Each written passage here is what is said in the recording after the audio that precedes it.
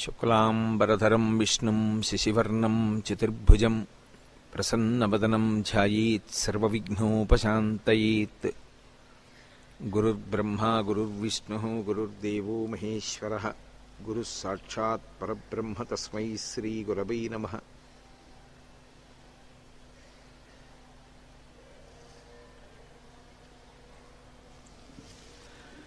వ్యాసాయ విష్ణురూపాయ వ్యాసరూపాయ విష్ణవే నమో వై బ్రహ్మనిధయే వాసిష్ఠాయ నమో నమః. కూజంతం రామ రామీతి మధురం మధురాక్షరం ఆరుహ్య కవితాశాఖాం వందే వాల్మీకికోకిలం. శ్రుతిస్మృతిపురాణానాం ఆలయం కరుణాలయం నమామి భగవత్పాదశంకరం లోకశంకరం. వాగర్ధావివ సంపృక్తౌ వాగర్ధప్రతిపత్తయే జగతః పితరౌ వందే పార్వతీపరమేశ్వరౌ. సూక్తిం సమగ్రయతున స్వయమేవ లక్ష్మీః శ్రీరంగరాజమహిషీమధురైఃకటాక్షైః. వైదగ్ధ్యవర్ణగుణగుంభనగౌరవైర్యాం కండూలకర్ణకుహరాः కవయోధయంతి. హైమోర్ధ్వపుండ్రమజహన్మకుటం సునాసం మందస్మితం మకరకుండలచారుగండం. బింబాధరం బహుళదీర్ఘకృపాకటాక్షం శ్రీవేంకటేశముఖమాత్మనిసన్నిధత్తాం. విమలపటి కమలకుటి పుస్తకరుద్రాక్షస్యస్తహస్తపుటి కామాక్షి పక్ష్మలాక్షి కలితవిపంచి విభాసి వైరించి. మనోజవం మరుతతుల్యవేగం జితేంద్రియం బుద్ధిమతాం వరిష్టం. వాతాత్మజం వానరయూథముఖ్యం శ్రీరామదూతం శిరసా నమామి. ఆపదామపహర్తారం దాతారం సర్వసంపదాం లోకాభిరామం శ్రీరామం భూయో భూయో నమామ్యహం. జయత్యతిబలో రామో లక్ష్మణశ్చ మహాబలః రాజాజైతి సుగ్రీవో రాఘవేణాభిపాలితః. దాసోహం కోసలేంద్రస్య రామస్యాక్లిష్టకర్మణః. హనుమాన్ శత్రుసైన్యానాం నిహంతా మారుతాత్మజః. న రావణసహస్రం మే యుద్ధే ప్రతిఫలం భవేత్. శిలాభిస్తు ప్రహరతః పాదపైశ్చ సహస్రశః. అర్దయిత్వా పురీం లంకాం అభివద్య చ మైథిలీం. సమృద్ధార్థో గమిష్యామి విశతాం సర్వరక్షసాం. ధర్మాత్మా సత్యసంధశ్చ రామో దశరథిర్యది. పౌరుషీ చ ప్రతిద్వంద్వశరైనం జహిరావిణం. హరి ఓం. పరమేశ్వర స్వరూపమైన సభకి నమస్కారం. మనం ఈ రోజు నుంచి సుబ్రహ్మణ్యేశ్వర స్వామి వారికి సంబంధించినటువంటి కథాక్రమాన్ని ప్రారంభం చేయబోతున్నాం. స్కందోత్పత్తి అంటారు. సుబ్రహ్మణ్యేశ్వర స్వామి వారి యొక్క జననములకు సంబంధించినటువంటి కథ. దీన్ని విషయవస్తువుగా స్వీకరించి కాళిదాస మహాకవి కుమార సంభవము అనబడేటటువంటి ఒక గొప్ప గ్రంథరచన చేశారు. ఇది శివమహాపురాణంలోనూ ప్రస్తావన చేయబడింది, శ్రీరామాయణంలోనూ ప్రస్తావన చేయబడింది, అనేక చోట్ల కుమార సంభవం ప్రస్తావన చేయబడింది. కొద్ది కొద్దిగా మార్పులు కనపడుతుంటాయి. ఒక్కొక్క చోట చూసినప్పుడు వేరొక చోట చూసినప్పుడు కొద్ది మార్పు కనపడుతూ ఉంటుంది కథాంశంలో. కానీ అది మూల కథకి ఏ విధంగానూ కూడా మార్పు చేసేదై ఉండదు. అయితే కుమార సంభవం చాలా ఆశ్చర్యకరమైనటువంటి సందర్భం. అనేకమైనటువంటి శ్లోకాలు ఉన్నప్పటికీ, తెలుగు చేయబడిన పద్యాలున్నప్పటికీ, సాధారణంగా వంశాభివృద్ధి కొరకు గర్భిణీ అయినటువంటి స్త్రీ వినడానికి యోగ్యమైనదిగా రామాయణంలో బాలకాండాంతర్గతంగా చెప్పబడినటువంటి స్కందోత్పత్తికే ఎక్కువ ప్రాధాన్యతనిస్తారు పెద్దలు. మీరు చూడండి, అనేక మంది దేవతల యొక్క జననమునకు సంబంధించినటువంటి కథలున్నాయి. ఈశ్వరుడు యొక్క అవతారములు సంభవించినటువంటి కథలున్నాయి. రామచంద్రమూర్తి జన్మించినటువంటి కథ ఉన్నది. కృష్ణ పరమాత్మ యొక్క జననమునకు సంబంధించిన కథ ఉన్నది. వామనమూర్తి యొక్క జననమునకు సంబంధించినటువంటి కథ ఉన్నది. రుద్రుడు, పరమశివుడే రుద్రుడుగా ఆవిర్భవించినటువంటి కథ ఉన్నది. వేటికి లేనటువంటి ప్రాశస్త్యము కుమార సంభవమునకున్నది స్కందోత్పత్తికి. సుబ్రహ్మణ్యేశ్వర స్వామి వారి జననమును జాగ్రత్తగా మీరు పరిశీలనము చేసినట్లయితే అనేకానేక రహస్యములు అందులోంచి మీకు తారసిల్లుతాయి. చిత్రం ఏమిటంటే, సుబ్రహ్మణ్యేశ్వర స్వామి వారి యొక్క అష్టోత్తర నామాల్ని బహుశా ఇవాళ కొంతమంది పూజలో అనుసంధానం చేసి ఉండవచ్చు. అందులో ఒక ప్రధానమైన నామము కనపడుతుంది మీకు. వంశవృద్ధికారకాయ నమః అని ఒక నామం ఆయనకి. సాధారణంగా ఎవరికైనా సంతానము కలగకపోతే ఆ ప్రతిబంధకమునకు కారణము సుబ్రహ్మణ్యుని యొక్క అనుగ్రహము లేకపోవుటయే అని మనం జంటనాగులు పట్టుకెళ్ళి దేవాలయాల్లో ఇవ్వడమని, రావి చెట్టు వేప చెట్టు కలిసి ఉన్న చోట ప్రదక్షిణాలు చేయడమని, సుబ్రహ్మణ్యేశ్వర స్వామి వారికి చాలా ఆరాధనాభావంతో పూజ చేయడమని, ఇలాంటివి సంతానము కలగనటువంటి వారందరికీ కూడా మనం ఆరాధించవలసిన విధానాలుగా ఉపదేశాలు చేస్తూ ఉంటారు.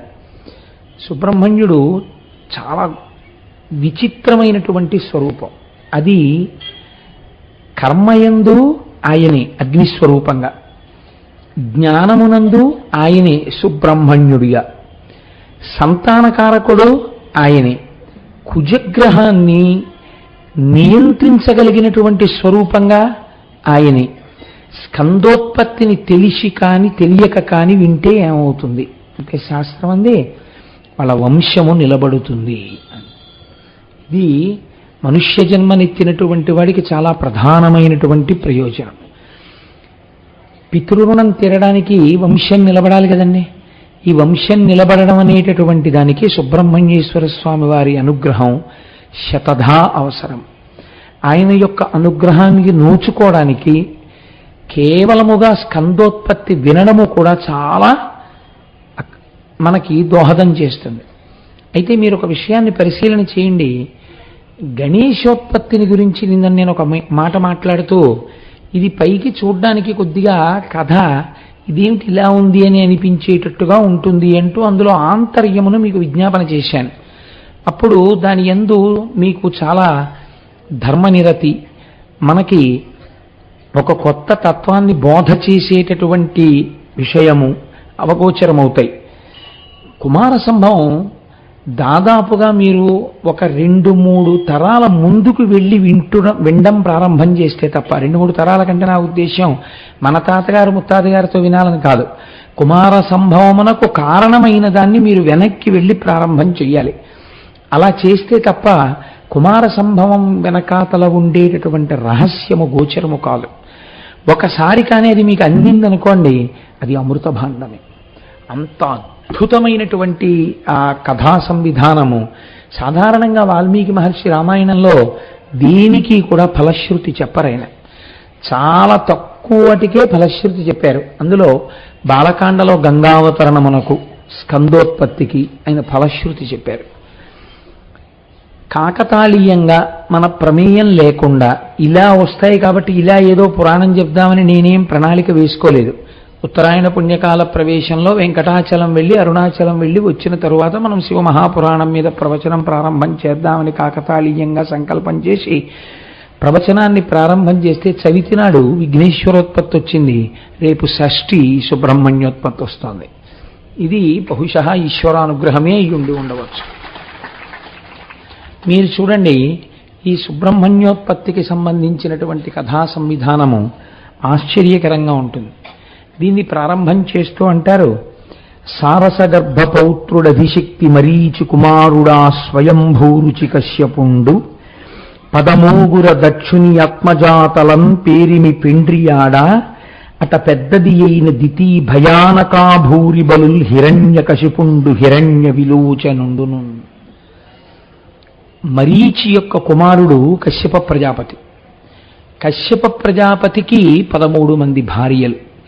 ఈ 13 మంది భార్యలు కూడా దక్ష ప్రజాపతి యొక్క కుమార్తెలు. దక్ష ప్రజాపతి యొక్క కుమార్తెలైన 13 కశ్యపుడు వివాహం చేసుకున్నాడు. ఇక్కడ మీరు ఒక పెద్ద ధర్మ సూక్ష్మాన్ని పసిగట్టవలసి ఉంటుంది. ఎందుకంటే కుమార సంభవం అంతా ధర్మ సూక్ష్మములతో కూడుకున్నది. మనం తెలుసుకోవలసినటువంటి అనేకానేకమైన రహస్యములతో కూడుకున్నది అయి ఉంటుంది. ఇప్పుడు సాధారణంగా మిగిలిన భార్యల పేర్లు వినత, కదురువా మొదలైన వారు ఉన్నారనుకోండి. దితి, అదితి వీళ్ళిద్దరికీ ఉన్నంత ప్రాశస్త్యం పౌరాణిక వాంగ్మయంలో కశ్యప ప్రజాపతి భార్యలుగా మిగిలిన వారికి అంత ప్రాధాన్యత మనకి కనపడదు. అంటే ఆయన చంద్రుళ్ళ దితి అదితి ఎందు ఎక్కువ ప్రేమ పెట్టుకున్నాడని కాదు నా ఉద్దేశ్యం. దితి అదితి ప్రజా సంసర్గమునందు అనగా తంతువుగా సంతానమును పెంచుటయందు దైత్యులు దేవతలు ఆవిర్భావమునందు ప్రధాన భూమికను పోషిస్తారు. ఒకానొక రోజున ఈ దితి వచ్చి కశ్యప ప్రజాపతితో మాట్లాడుతోంది. ఎందుకు మాట్లాడవలసి వచ్చింది కశ్యప ప్రజాపతితో? సంతానమును గురించి మాట్లాడవలసిన అవసరము దితికి ఎందుకు కలిగింది కశ్యప ప్రజాపతితో అంటే ఒక కారణాన్ని చెప్తున్నారు. ఇది మీరు జాగ్రత్తగా పట్టుకోవాలి. ఇది పట్టుకుంటే మీకు ఒక పెద్ద రహస్యం తెలుస్తుంది. అసలు మన జీవితం ఎలా ఉండాలో, దేని కొరకు పౌరాణిక వాంగ్మయం వచ్చిందో, దేని కొరకు ఉపాసన అన్నది వచ్చిందో మీకు అర్థమైపోతుంది. చూడండి, తనయులై జనించి ధాత్రియం దెల్లడా దుఃఖకరులుగాగ దొడరనప్పుడు హరి నృసింహ సూకరారాకముల వారి పట్టె చంపి విభుద పంక్తులరా. ఈ దితికి కశ్యప ప్రజాపతి వలన హిరణ్యాక్షుడు హిరణ్యకశిపుడు అనబడేటటువంటి ఇద్దరు రాక్షసులు జన్మించారు. ఇక్కడ మళ్ళీ ఒక చిత్రమైనటువంటి ప్రయోగం ఉంది. ఎందుకంటే మనం సాధారణంగా ఏం చేస్తుంటామంటే రాక్షసులు అన్న శబ్దాన్ని అసురులు అన్న శబ్దానికి ప్రత్యామ్నాయంగా వాడుతుంటాం. కానీ అలా వాడడానికి వీల్లేదు యథార్థానికి. అసురులు, దైత్యులు, రాక్షసులు ఇవన్నీ ఒక్క మాట కిందే మాట్లాడతాం. కానీ కాదు, రాక్షసులు అంటే వాళ్ళందరూ కూడా పులస్త్య ప్రజాపతి యొక్క సంతానం. వాళ్ళు భూమి మీద ఉంటారు రాక్షసులైతే. అసురులు అన్నా దైత్యులన్నా వాళ్ళు దితి యొక్క సంతానం కశ్యప ప్రజాపతి తేజస్సు వల్ల. వాళ్ళెప్పుడు పాతాళమును ఆశ్రయించి ఉంటారు. అదే కశ్యప ప్రజాపతి యొక్క తేజము వలన అదితి యందు జన్మించినటువంటి వాళ్ళు దేవతలు. వీరు స్వర్గలోకమును ఆశ్రయించి ఉంటారు. ముగ్గురు 3 లోకములను ఆశ్రయించి ఉంటారు. ఈ 3 లోకములను ఆశ్రయించే వాళ్ళలో పాతాళమునందుండేటటువంటి వారు కశ్యప ప్రజాపతి సంతానమే, స్వర్గలోకమునందుండేటటువంటి వారు కశ్యప ప్రజాపతి సంతానమే. కానీ ఇక్కడ ఉండేటటువంటి రాక్షసులు మాత్రం పులస్త్య ప్రజాపతి యొక్క సంతానం. అందుకే రావణ కుంభకర్ణాదులు భూమండలం మీద ఉంటారు, వాళ్ళు పాతాళ లోకంలో ఉండరు. కనుక మీరు చూడండి, ఇప్పుడు ఈవిడ ఒక మాట చెప్తోంది తన భర్త దగ్గరికి వెళ్ళి, నాకు చాలా బలవంతులైనటువంటి కుమారులు కలిగారు, హిరణ్యాక్ష హిరణ్యకశిపులు. ఈ కుమారులిద్దరినీ సంహరించడానికి శ్రీ మహావిష్ణువు 2 అవతారములను స్వీకరించారు. ఒకటి శూకరావతారము అందావిడ, అంటే ఆదివరాహమూర్తిగా వచ్చి హిరణ్యాక్షుణ్ణి సంహరించారు. వేరొకసారి నరసింహస్వామిగా వచ్చి హిరణ్యకశిపుణ్ణి సంహరించారు. ఇప్పుడు మీరు దీన్ని బట్టి ఏమనుకోవాలి? ఒక పురాణ కథగా మీరు చదివేశారనుకోండి, దానికి పెద్ద ప్రాశస్త్యం ఏముంటుంది. ఇప్పుడు నేను ఈ మాట చెప్పి దితి యొక్క కుమారులు హిరణ్యాక్షుడు హిరణ్యకశిపుడు వీరిద్దరూ శ్రీ మహావిష్ణువు యొక్క అవతారములైన ఆదివరాహావతారము చేత నరసింహావతారము చేత పరిమార్చబడినారు అని నేను మాట అన్నాను అనుకోండి, ఆ సత్యమే విన్నాం కదా భాగవతంలో అని మీరు ఊరుకుంటారు. ఇక్కడ మీరు ఒకటి జాగ్రత్తగా విచారణ చెయ్యండి. మన జీవితంలో మన పాత్ర ఎంత అనౌచిత్యముతో కూడినదై ఉంటుందో మీకు తేట తెల్లమవుతుంది. తేజస్సు ఎవరిది? కశ్యప ప్రజాపతిది. కశ్యప ప్రజాపతి తేజస్సు యందు మార్పు లేదు. అదే తపోనిష్టాగరిష్ఠుడు, అదే ధర్మనిష్టాగరిష్ఠుడు, మహాభక్తుడైనటువంటి కశ్యప ప్రజాపతి తన భార్యల యందు సంతానమును పొందాలి కనుక అదితితో సంగమించాడు. దేవతలు పుట్టారు, స్వర్గలోకాన్ని రాజ్యంగా పరిపాలన చేశారు. అదే కశ్యప ప్రజాపతి యొక్క తేజస్సు దితి యందు ప్రవేశపెట్టబడింది. ఎప్పుడూ దైత్యులు అసురులే పుట్టారు. ఈ పుట్టిన వాళ్ళ కోసం లోకాలు ఎంత గడగడలాడాయంటే ఎప్పుడూ శ్రీమన్నారాయణుణ్ణి ప్రార్థన చేయడం, ఆయన ఒక అవతారాన్ని స్వీకరించడం, ఈ లోపల ధర్మం భ్రష్టం అవడం, చాలామంది కష్టపడిన తర్వాత ఆయన ఒక అవతారాన్ని స్వీకరించడం, వీడిని పరిమార్చడం, కథ సుఖాంతం అవడం, అమ్మయ్య అనుకోవడం, మళ్ళీ దితి కడుపులోంచి ఇంకోడు పుట్టడం. ఏమి మరి అదితి కడుపున పుట్టరేం ఒక్క రాక్షసుడును? దితి కడుపునే ఎందుకు పుడతారు? అదే కశ్యప ప్రజాపతి కదా భర్త. దితి యందు అలా దేవతలు పుట్టకపోవడానికి కారణమేమి? మీరు కుమార సంభవం వినేటప్పుడు ఈ కోణాన్ని మీరు జాగ్రత్తగా పరిశీలన చేస్తూ వినండి. నేను ఎందుకు ఈ మాట చెప్తున్నానంటే, ఇది చాలా అవసరమైనటువంటి విషయం. మనం చేసేటటువంటి పనులు మనతో పోవు, మన తర్వాతి వారి యొక్క సుఖశాంతులను నిర్ణయిస్తాయి. వాళ్ళ వరకు కూడా ఉండదండి. ఒక స్థితిలో మీ కీర్తికి మీరు కారకులు. మీ యొక్క నడువడిని బట్టి, మీ ధర్మాన్ని బట్టి, మీ భక్తిని బట్టి, మీ యొక్క ఉద్యోగాన్ని బట్టి, మీ యొక్క స్థితిని బట్టి మిమ్మల్ని గౌరవిస్తారు. కానీ మీ శరీరము సడలిపోతున్నప్పుడు మీ గౌరవము, మీ అగౌరవము ఎవరి చేత నిర్ణయింపబడతాయి? మీ బిడ్డల చేత నిర్ణయింపబడతాయి. మీ బిడ్డలు ధర్మానువర్తనులై ధర్మమును పట్టుకుని ఉన్నవారు అనుకోండి, మీరు సంతోషంగా ఉంటారు, లోకము సంతోషంగా ఉంటుంది. ధర్మమును బిడ్డలు తప్పిపోయారనుకోండి, తల్లిదండ్రులు బాధపడతారు, లోకమునకు బాధ కలుగుతుంది. ధర్మం తప్పినటువంటి బిడ్డలు అక్కడతో పోదు. ఈ పైన ఉన్నటువంటి తరాల్లో పుణ్యం చేసుకున్న వాళ్ళు ఉంటే వాళ్ళు ఊర్ధ్వలోకాల నుంచి కింద పడిపోతారు వీళ్ళు చేసిన పనుల వల్ల. ఇది ఎందుచేత వస్తుంది? అలాగా ఒక్కటే కారణము, తేజస్సు కశ్యప ప్రజాపతిదే. దితి ఎందు ఎందుకు ఈ మార్పు వస్తూ ఉంటుంది అంటే, అదితి ఎందు భర్తకి తనకి అభేద భావాన్ని పాటిస్తూ ఉంటుంది. ఆయన మనస్సు తన మనస్సు అని రెండు మనస్సులు లేవు. ఆయన గౌరవము ఆయన అవమానము తనవి, తన గౌరవము తన అవమానము ఆయనది. కాబట్టి రెండు శరీరములుగా ఉన్నాయేమో కానీ రెండు మనస్సులు లేవు అసలు. ఇది అదితి యొక్క భావన.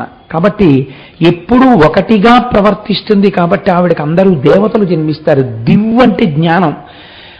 జ్ఞానమున్నవారు, ధర్మానువర్తనులైనటువంటి వారు అదితి కడుపున పుడతారు. దితి కించిత్ ధర్మలోపాన్ని పొందుతుంటుంది. ఎక్కడో తెలుసా అండి? ద్వైత భావన పొందుతుంటుంది. భర్త వలన కొన్ని కోరికలు కోరుతూ ఉంటుంది. నాకు ఇటువంటి బిడ్డ కలగాలని ఒక కోరిక ఉంటుంది. ఇది వైక్లభ్యమును పొందితే ప్రమాదకరంగా పరిణమిస్తుంటుంది. కశ్యప ప్రజాపతికి తెలుసు ఎటువంటి సంతానాన్ని భార్యలకు ఇవ్వాలో, కానీ అలా అడగదు. ఆవిడ ఎప్పుడూ కూడా దేహబలాన్ని కోరుతుంది. నన్ను మీరు క్షమిస్తే నేను మీకు ఒక మాట చెప్తాను. పూర్వకాలంలో పిండోత్పత్తి యందు, శిశోత్పత్తి యందు కేవలము శరీర బలము చూడడము ఒక్కటే ఈ జాతికి తెలియదు. స్త్రీ కడుపులో పెరుగుతున్నటువంటి పిండం బలంగా ఉండడానికి ఆహారం పెట్టాలి. స్త్రీ ఎలా ప్రవర్తిస్తే అది గర్భాలయము కనుక లోపల ఉన్న పిల్లవాడు కానీ పిల్ల కానీ మంచి గుణములతో కూడినదై ఉంటుంది. లేదా జన్మజన్మాంతర సంస్కారము వెంటాడుతుంటుంది. బయటికి వచ్చేటప్పుడు ఆ పిల్లనో పిల్లాన్నో ఆ సంస్కారంతో బయటికి వస్తుంది. ఇప్పుడు ఆ అమ్మాయి కానీ ఆ అబ్బాయి కానీ ఆ సంస్కారంతో బయటికి వచ్చి ఆ కుసంస్కారంతో ప్రవర్తించారనుకోండి, ఎవరి కళ్ళమ్మట ముందు నీళ్ళు వస్తాయి? కన్నవారి కళ్ళమ్మట నీళ్ళు వస్తాయి. కాబట్టి నువ్వు ఏడవకుండా ఉండాలి పుట్టే బిడ్డ వల్ల రేపొద్దున్న.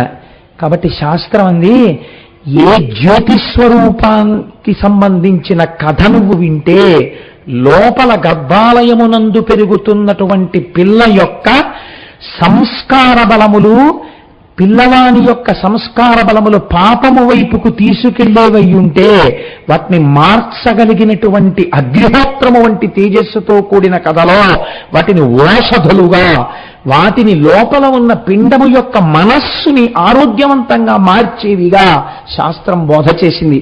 అందుకే స్కందోత్పత్తి గర్భిణీ వినాలి అని చెప్పింది. 2, భాగవతంలో దశమస్కందం తప్పకుండా వినాలి అని చెప్పింది. కారణం ఏమిటి?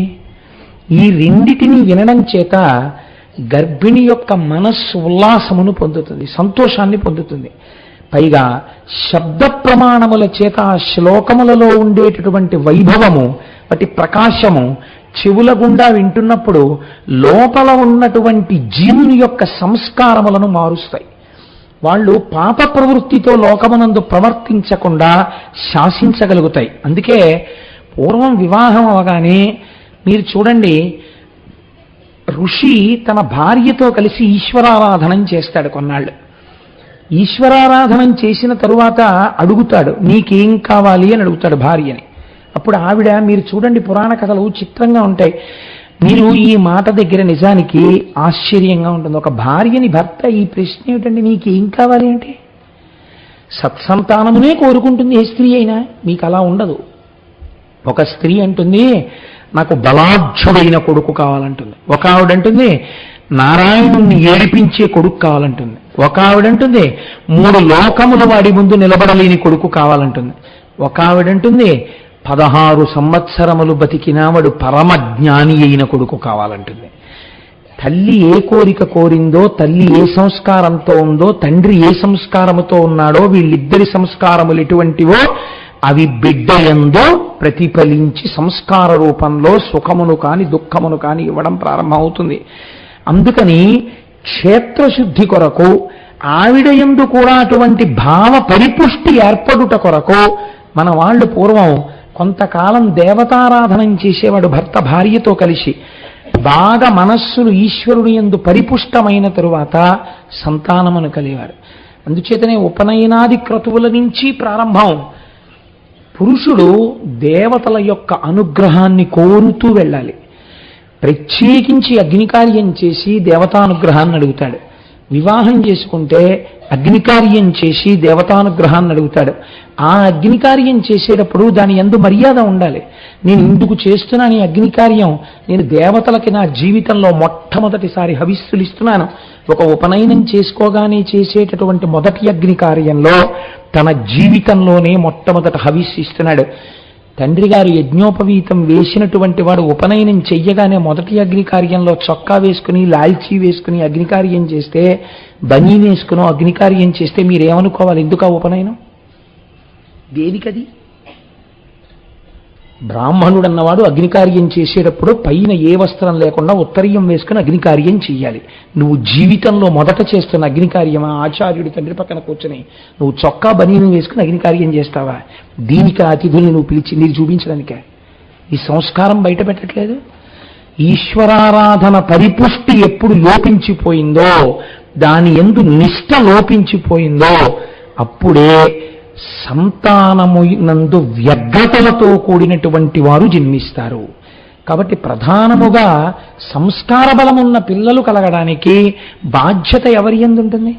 తల్లిదండ్రుల యందు ఉంటుంది. పిండమునకు బలమొక్కటిస్తే సరిపోతుందా? మనస్సుకి బలాన్ని కూడా ఇవ్వాలి. ఇంత నువ్వు చేసినా ఒక దుర్మార్గురాలో పుడితే శాస్త్రం అంది నీ ధర్మమును నువ్వు నిర్వర్తించావు, నీ లోపం లేదండి. నీ విహిత ధర్మం ఏదో అది నువ్వు చేశావు ఒక తండ్రిగా, నీ విహిత ధర్మాచరణం ఏదో అది నువ్వు తల్లిగా చేశావు. ఇప్పుడు నీ బాధ్యత ఉందా? నీ బాధ్యత లేదు. నువ్వేది చెయ్యాలో అది చేసినా అటువంటిది పుడితే దాని ప్రారంభం అటువంటిది. కానీ అది నిన్ను మాత్రం ముట్టదు. అగ్ని అంతటా కాల్చుకుంటూ వెళ్ళిపోయినా ఒక గడ్డి పరక మిగిలిపోయినట్టు కాలకుండా అటువంటి బిడ్డ పుట్టినా తాను కాని తన పైతరాల వాళ్ళు కాని కింద పడరు. ఎందుకని? నీ ధర్మమును నువ్వు నిర్వర్తించి ఉన్నావు. ఈ ధర్మ నిర్వహణ అన్నది ఎంత ప్రధానంగా, ఎంత అంతర్లీనంగానో మన వాళ్ళు తీసుకెళ్లారు. దీనికి ఆలంబనముగా దేన్ని పట్టుకున్నారో తెలుసా అండి? ఈశ్వరుడి పాదాలు పట్టుకోవడం బాగా అలవాటు అవ్వాలి. గట్టిగా ఆయన పాదాలు పట్టుకుని ఉంటే నీకు తెలియక లోపం జరిగిన దాన్ని కూడా ఆయన దిద్దుతాడు. కాత్యాయని వ్రతంలో దిద్దుతాడు ఆయన. అందుకే మహానుభావుడు అప్పయ్య దీక్షితుల వారు వరదరాజస్తవం అని ఒక స్తవం చేశారు. అందులో కంచి 2 భాగాలుగా ఉంటుంది. శివ కంచి, విష్ణు కంచి. దాన్ని పెద్ద కంచి, చిన్న కంచి అంటారు. చిన్న కంచి విష్ణు కంచి. విష్ణు కంచి యందు వరదరాజులు ఉన్నారు. వరదరాజులు అంటే వరములను ఇచ్చేటటువంటి వారు. అంతటి మహానుభావుడు కారుణ్యమూర్తి శ్రీ మహావిష్ణువు. అటువంటి వరదరాజస్వామి గురించి మాట్లాడుతూ ఆయన్ని స్తోత్రం చేస్తూ అప్పయ్య దీక్షితుల వారు అన్నారు, మన్యే సృజంత్వభినుతిం కవిపుంగవాస్తే తేభ్యో రమారమణమాదృశ ఏవ ధన్యః త్వద్వర్ణనే ధృతరస కవితాతిమాంద్యాత్ యస్తప్తదంగ చిరచింతన భాగ్యమేతి. నిజంగా ఎంత గొప్ప శ్లోకమో చూడండి. మహానుభావ వరదరాజా, నీ దగ్గరికి పెద్ద పెద్ద కవులు వస్తారు. వాళ్ళు నీ రూపాన్ని చూడగానే ఆశువుగా కవిత్వం చెప్పేస్తారు. ఒక 30 శ్లోకాలో 50 శ్లోకాలో నీ మీద చెప్పేసి వాళ్ళు వెళ్ళిపోతారు. వాళ్ళకి ఆ ప్రజ్ఞ ఉంది, నీ మీద వాళ్ళ శ్లోకాలు చెప్పగలరు. నాకు అంత ప్రజ్ఞ లేదు. నేను నీ మీద ఒక్క శ్లోకం చెప్పాలంటే నేను 2 గంటలో 3 గంటలో పరిశ్రమించవలసి ఉంటుంది. ఈ పరిశ్రమిస్తే తప్ప ఒక్క శ్లోకం కూడా నేను నీ మీద చెప్పలేను. కానీ నేను అనుకుంటున్నాను వరదరాజస్వామి, ఇదే నువ్వు నాకు ఇచ్చిన గొప్ప వరం అని నేను అనుకుంటున్నాను. ఏమిటో తెలుసా, నాకన్నా ముందు 50 శ్లోకాలు ఆసువుగా చెప్పగలిగిన వాడు ఉన్నాడే, వాడికన్నా నేనే నీకు దగ్గర వాడిని. ఎందుకో తెలుసా, వాడు 50 శ్లోకాలని 5 నిమిషాల్లో చెప్పి వెళ్ళిపోతాడు. ఒక్క శ్లోకం చెప్పడానికి నేను 3 గంటలు నిన్నే ఆలోచిస్తూ పరిశ్రమ పడతాను. 3 గంటలు ఒక్క శ్లోకం చెప్పడానికి నీ గురించి ఆలోచింపచేసి నన్ను ధన్యుణ్ణి చెయ్యడానికి నాకంత మేధాశక్తినిచ్చి ఉండి ఉండకపోవచ్చు. కాబట్టి వరదరాజస్వామి నాకెంత వరం ఇచ్చావయ్యా అని స్తవం చేశారు. స్వామి పాదములు పట్టుకోవడంలో అశక్తతని కూడా వరంగా మార్చుకొని పొంగిపోయారు. ఇది పట్టుకోవడంలో వైక్లభ్యం ఉందనుకోండి, సనాతన ధర్మమునకు ఆలవాలమెక్కడా అంటే మన పెద్దలు అందుకే భారతదేశమునందు ధర్మము నిలబడడానికి ప్రధాన కారణం ఎవరు అని అడిగితే వెంటనే చెప్పిన మాట ఏమిటో తెలుసా అండి, పెద్ద స్థానం వేసి పేటేసి పురుషుణ్ణి చెప్పలేదు, పురుషుడు దానికే అంత గొప్పవాడని చెప్పలేదు. ఈ దేశమునందు సనాతన ధర్మమును నిలబెట్టగలిగినదెవరు? పురుషుడు కాదు, లేకపోతే భక్తులు కారు. ఎవరు నిలబెట్టగలరు? స్త్రీ నిలబెట్టగలదు. ఎందుకు నిలబెట్టగలదు? ఒక తల్లి తన కడుపులో పడినటువంటి బిడ్డడికి సంస్కార బలమును ఏర్పాటు చేయడానికి తన గర్భమును గర్భాలయముగా మార్చి వాడి ఆరోగ్యం కోసం ఆహారమునందు ఎంత జాగ్రత్త పాటిస్తోందో, వాడి యొక్క మనస్సు పరిణితి చెందడానికి, లోపల ఉన్న వాడి పాపం ధ్వంసం అవడానికి తాను ఈశ్వర సేవ యందు మగ్నము కాగలిగితే అటువంటి బిడ్డలను ఈ జాతికి అందివ్వగలదు. మీరు చూడండి, ఎంతమంది చెప్పినవి మరిచిపోతాడండి మనిషి. చిన్నతనంలో అమ్మ ఇలా పెరుగన్నం కలిపి నోట్లో పెడుతున్నప్పుడు చెప్పినటువంటి కథ అలా జ్ఞాపకం ఉండిపోతుంది. అమ్మ లాంటి వస్తువు ప్రపంచంలో ఇంకా ఉండదు.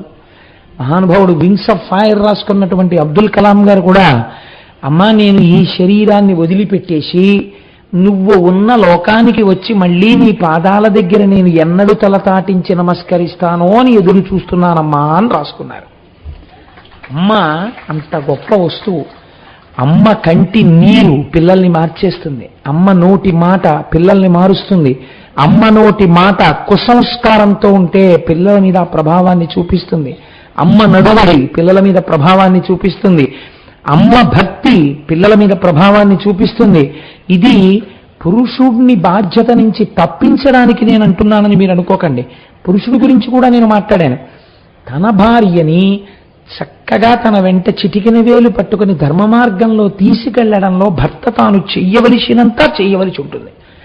ఇది అందుకే మన వాళ్ళు సంతానమును పొందడము యందు అంత జాగరూకులై ప్రవర్తించారు. అందుకే సనాతన ధర్మమునందు కామము భోగము కాదు, కామము ధర్మము చేత ముడివేయబడి ఉంటుంది, అర్థము ధర్మము చేత ముడివేయబడి ఉంటుంది. ధర్మబద్ధమైన అర్థమై ధర్మబద్ధమైన కామమై మోక్షమునకు దారి తీస్తాయి. కనుక ఇప్పుడు చూడండి, నేను ఇంత ఉపోద్ఘాతం ఎందుకు చెప్పవలసి వచ్చింది అంటే, ఒక తల్లి మనస్సులో భావనలు కంటికి కానరాక అంతటా వ్యాప్తి చెందినటువంటి పరమేశ్వరుణ్ణి అవతారం స్వీకరించవలసిన స్థితికి దింపేశాయి. దితి యొక్క భావనలు శ్రీమన్నారాయణుణ్ణి అనేక అవతారాలు తీసుకునేటట్టుగా చేసే దుష్ట శిక్షణకి. దితి ఎందు మార్పు వచ్చిందా? అసలు ముందు అక్కడ కదండి మార్పు రావాల్సింది. దితి ఎందు మార్పు వచ్చిందా? ఏమండి కశ్యపుడి గురించి మీరు ఎందుకు చెప్పరు అని మీరు నన్ను అడగచ్చు. కశ్యపుడి ఎందు తేడా ఉంటే అదితి ఎందటువంటి సంతానం రాదు. కాబట్టి ఇప్పుడు తేడా ఎక్కడుంది? క్షేత్రమునందే ఉంది. కాబట్టి ఇప్పుడు దితి ఎందు మార్పు కలిగినదా? హిరణ్యాక్ష హిరణ్యకశిపులు మరణిస్తే మారినదో లేదో ఆవిడ మాటలలోనే మీరు అవధరించండి. దితియును ఘోర దుఃఖమున దీనత చెంది నిజాత్మనాథు అంచితమతి కొల్చి చూలుగొన జిష్టుడిరింగి తతీయ గర్భముద్ధతి గురిష ప్రయోగమున అంతని వ్రయ్యలు చేసినన్ మహోన్నతమగు కాశ్యపాంశమది నాశము కాగత నర్చెనంతయున్. అరేరే, మనం హిరణ్యాక్ష హిరణ్యకశిపుల్ని కన్నాం. కన్నప్పుడు పొరపాటు చేశాం. ఏం పొరపాటు చేసిందో ఆవిడ మీరు భాగవతంలో విన్నారు. ఇప్పుడు మళ్ళీ ఆవిడ బిడ్డల్ని కనాలని కశ్యప ప్రజాపతిని అడిగింది. ఏమని అడిగింది? కశ్యప ప్రజాపతి, నేను సంతానవతిని కావాలని కోరుకుంటున్నాను. కానీ నేను సంతానవతిని అయినప్పుడు నాకు ఎటువంటి బిడ్డలు కావాలో తెలుసా? ఇంద్రుణ్ణి చంపే పిల్లాడు కావాలి. ఎక్కడుందండి దోషం? అక్కడుంది. ఇంద్రుణ్ణి చంపే పిల్లాడు కావాలి అని అడిగింది. అడిగితే కశ్యప ప్రజాపతి అన్నారు ఒక నవ్వు నవ్వి, ఓసి పిచ్చిదానా, ఇంద్రుణ్ణి చంపే కొడుకు పుట్టాలో ఇంద్రుడి చేతిలో చచ్చిపోయే పిల్లాడు పుట్టాలో ఈశ్వరుడికి ఎరుక. కానీ నీ కోరిక అదైతే తీర్చగలిగిన వాడు ఎవరో తెలుసా? నేను కాదు.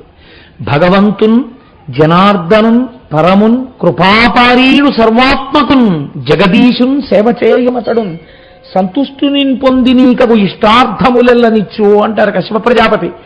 ఆ ఈశ్వరుణ్ణి సేవించమ్మా, నీకు తగిన పిల్లలు పుడతారు. కాబట్టి నువ్వు ఒక గొప్ప తపస్సు చెయ్యి. తపస్సు చేస్తున్నప్పుడు ఒకటి గుర్తుపెట్టుకో, ఇంద్రుణ్ణి సంహరించగలిగిన కుమారుడు పుడతాడు. కానీ నీ యందు మాత్రము ధర్మములో లోపము రాకూడదు. అలా ఉండగలిగితే బిడ్డడు పుట్టే వరకు నీకు అటువంటి బిడ్డడే పుడతాడు. ఏది అటువంటి సంస్కారం నువ్వు ప్రకటించి అన్నాడు అన్నారు. ఆవిడ గర్భిణి అయింది. లోపల ప్రవేశించినది కశ్యప ప్రజాపతి తేజమే. లోపల గర్భం పెరుగుతోంది. ఇది ఇంద్రుడికి తెలిసింది. ఇప్పుడు ఇంద్రుడే ఆవిడ దగ్గరికి వచ్చాడు. ఎందుకని కొడుకే అవుతాడు కదండి, మరి అదితి కొడుకు దితికి కొడుకే కదా. అమ్మా నీకు సేవ చేస్తాను అన్నాడు. ఇక్కడ ఆవిడ ఏం చేసింది? ధర్మం పాటించింది, సేవ చేయమంది. ఏమిటి ధైర్యం? నేను ఈ ధర్మానికి లోపం చేస్తే కదా వీడేమైనా చేయగలడు. వీడే నా బిడ్డల చేతిలో చచ్చిపోతాడు. ఒకానొకనాడు మిట్ట మధ్యాహ్నం వేళ కూర్చుని ఉండగా తల విరబోసుకునుంది. కులుకొచ్చి మోకాళ్ళ మీదకి తల వాలిపోయింది. జుట్టొచ్చి పాదాల మీద తగిలింది. స్త్రీకి అలా తగలకూడదు. ధర్మశాస్త్రం వింటే మీరు ఆశ్చర్యపోతారు. జుట్టు చివర ముడివేసి లేకుండా స్త్రీ తిరుగరాదు అని శాస్త్రం. ఇవాళ మీరు లోకంలో చూడండి, చాలా ధర్మబద్ధంగా లోకమంతా ఉండాలంటే ఎందుకుంటుందండి? కాబట్టి ఇప్పుడు ఏమైంది? ఆ జుట్టు పాదాల మీద పడగానే ఇంద్రుడు గర్భంలోకి ప్రవేశించాడు. ప్రవేశించి తన వజ్రాయుధంతో, చిత్రమైన మాట వేశారు, కులిశ ప్రయోగమున వజ్రాయుధంతో లోపల ఉన్న పిల్లవాణ్ణి ముక్కల కింద నరికేశాడు పిండాన్ని. మారుదో మారుదస్యేతి గర్భం శక్రుభ్యభాషత అంటారు వాల్మీకి మహర్షిది. మారుదహ మారుదహ, ఏడవకండి ఏడవకండి అంటూ నరికేశాడు. నరికేస్తే అప్పుడు ఏడ్చింది దితి. అయ్యో, నిన్ను చంపే పిల్లలు కావాలనుకున్నాను, నీ చేతిలో చచ్చిపోయారు. కనీసం నీ చేత నరకబడ్డారు కనుక నువ్వు వాళ్ళకి నీ దగ్గర పదవులు ఇయ్యి అని అడిగింది. అప్పుడు మారుదహ మారుదహ, ఏడవకండి ఏడవకండి అని కడుపులో ఇంద్రుడి చేత చెప్పబడ్డారు కనుక వాళ్ళని మరుత్తులు అన్న పదవులు పొందారు. వాళ్ళు మరుత్తులన్న పదవులతో స్వర్గలోకంలో వాళ్ళ పదవులను అధిష్ఠించారు. కాబట్టి ఇప్పుడేమైంది? మళ్ళీ భంగపాటే నడువడియింది. ఇలా కొన్నాళ్ళు అయిపోయింది. అయిపోయిన తరువాత ఆవిడికి మరొక చిత్రమైనటువంటి కోరింది. మళ్ళీ కశ్యప ప్రజాపతి దగ్గరికి వెళ్ళి అడిగింది, మరల గర్భంబు కోరియం మగవ మగని వేడగా అతడు ఇట్లనే వెలది వినుము 10 మరియు వేలాండ్ల రాజీవ భువుని గూర్చి పావనాత్మక వైచేయు పరమతపము. మళ్ళీ ఇప్పుడేం అడుగుతున్నావు? దేవతలందరినీ గెలవగలిగినటువంటి కుమారుడు కావాలని చెప్పి కదా అడుగుతున్నావు.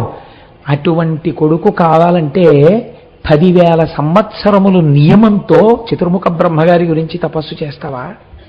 చెయ్యి. తపస్సు చేస్తే అలాంటి కొడుకు పుడతాడు నీకు. ఇప్పుడు ఆవిడేం చేసింది? ఆవిడ ఎప్పుడు కోరినా 2 చూస్తుంది, ఇటువాళ్ళు అటువాళ్ళు. ఎవరినో దృష్టిలో పెట్టుకుని వాళ్ళని మట్టు పెట్టడానికి అంతటి వాళ్ళు కావాలంటూ ఉంటుంది. కాబట్టి దేహబలాన్ని ఒకటే అడుగుతుంది ఆవిడ, ఆధ్యాత్మిక బలాన్ని ఆవిడ కోరదు. కాబట్టి ఏది నిరుపయోగం అయిపోతుంది? కశ్యప ప్రజాపతి భార్య అయినా కశ్యపుడి తేజం లోకం కంటకమై కూర్చుంటోంది క్షేత్రము యొక్క ఇబ్బంది వల్ల. చూశారా ఎంత ప్రమాదం వస్తుందో? ఒకే స్త్రీ, మార్పు రావట్లేదు. ఇప్పుడు ఆవిడ మళ్ళీ అటువంటి తపస్సే బ్రహ్మాండంగా ప్రారంభం చేసింది. ఇలా ప్రారంభం చేసి కొన్ని వేల సంవత్సరములు తపస్సు చేసిన తర్వాత చతుర్ముఖ బ్రహ్మగారి యొక్క అనుగ్రహాన్ని పొందింది. అనుగ్రహాన్ని పొంది ఆ గర్భము పెరిగి ఒక పిల్లవాణ్ణి కంది. వాడి పేరు వజ్రాంగుడు అని పేరు పెట్టారు. వజ్రాంగుడు అంటే వజ్రము వంటి అంగములు కలిగిన వాడు. కాబట్టి వాడికి ఎంత దెబ్బ కొట్టినా వాడికి ఏం తగలది.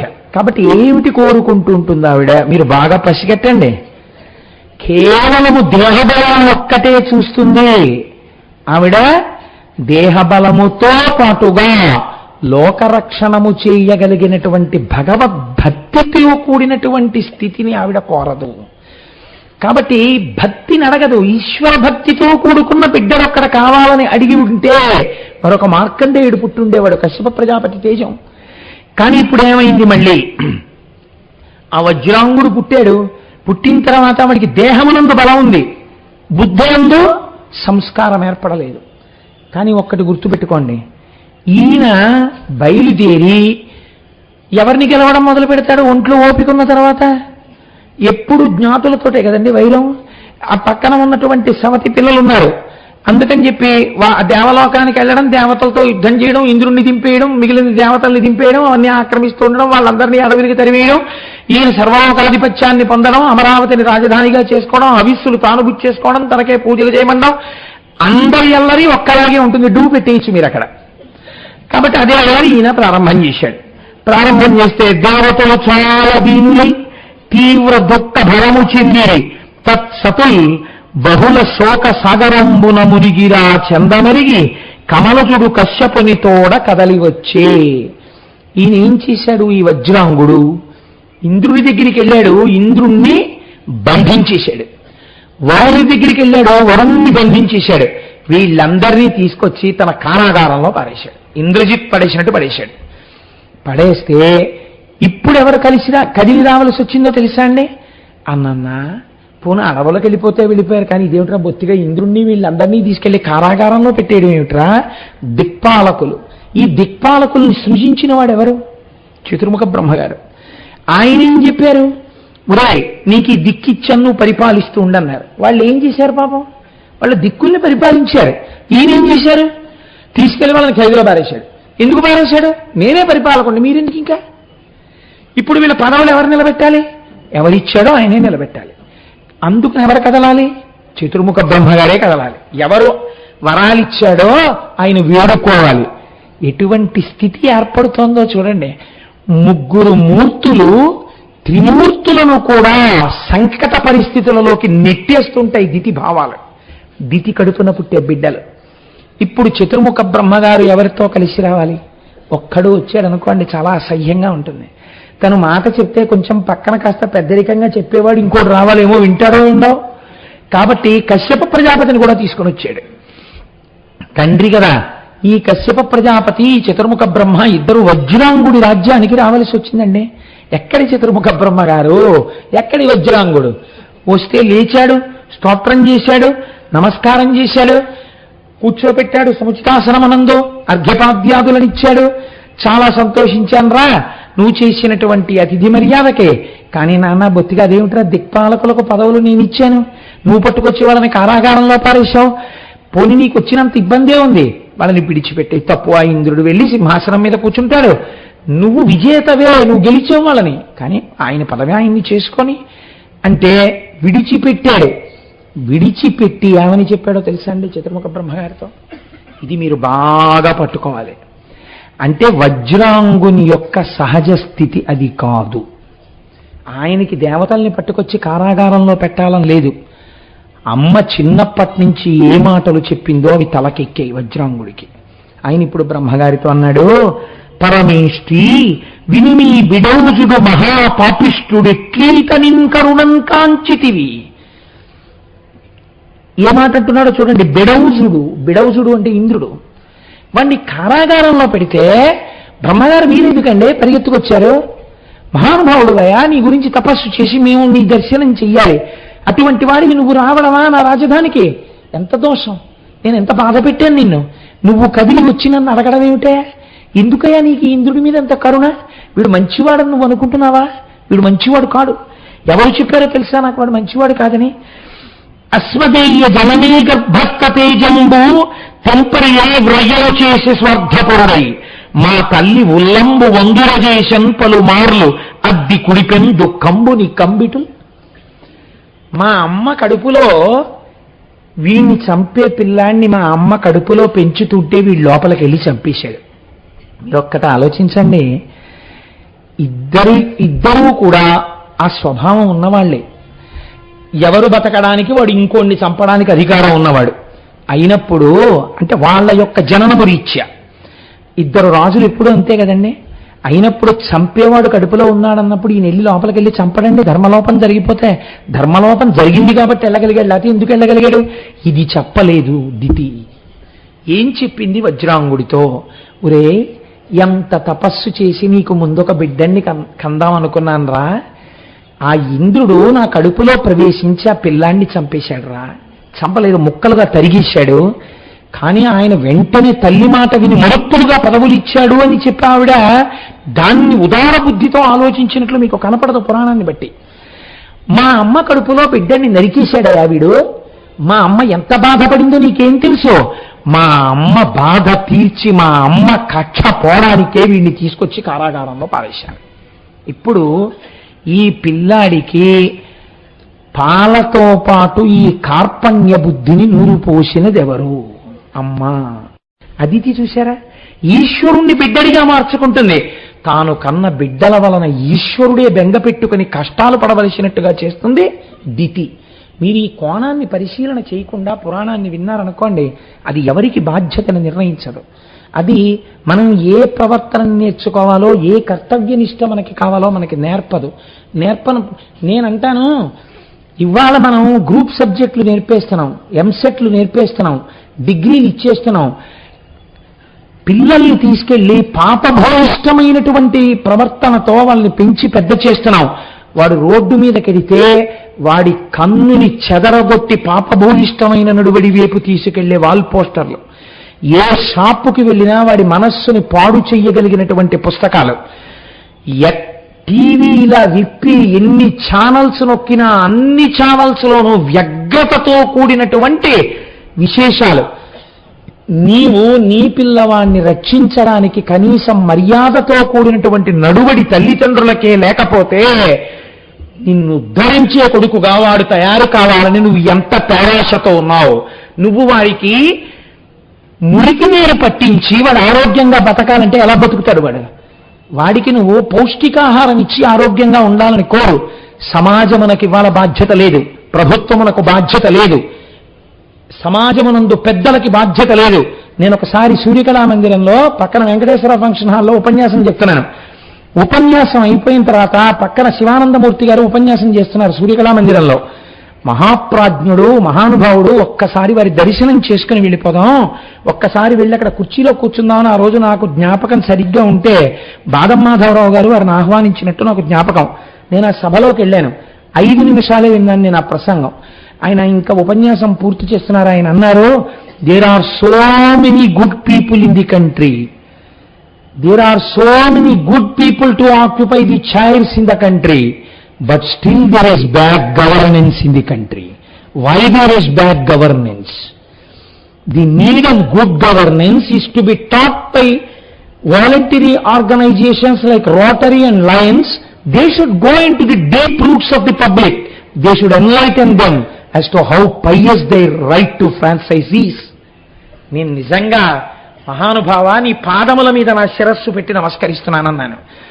దేశమునందు ఎందరో విద్యావంతులున్నారు, ఎందరో మేధావులున్నారు. కూర్చోపెడితే అద్భుతమైన పరిపాలన చెయ్యగలిగినటువంటి నైపుణ్యం ఉన్నవారున్నారు. అయినా ఇవాళ దేశంలో ప్రభుత్వాలు సరిగ్గా పని చెయ్యట్లేదన్న మాట ఎందుకు వినపడుతోంది? ఎన్నుకునేటప్పుడు సరైన వాడిని ఎన్నుకోకుండా కించిత్ ప్రలోభానికి లోటు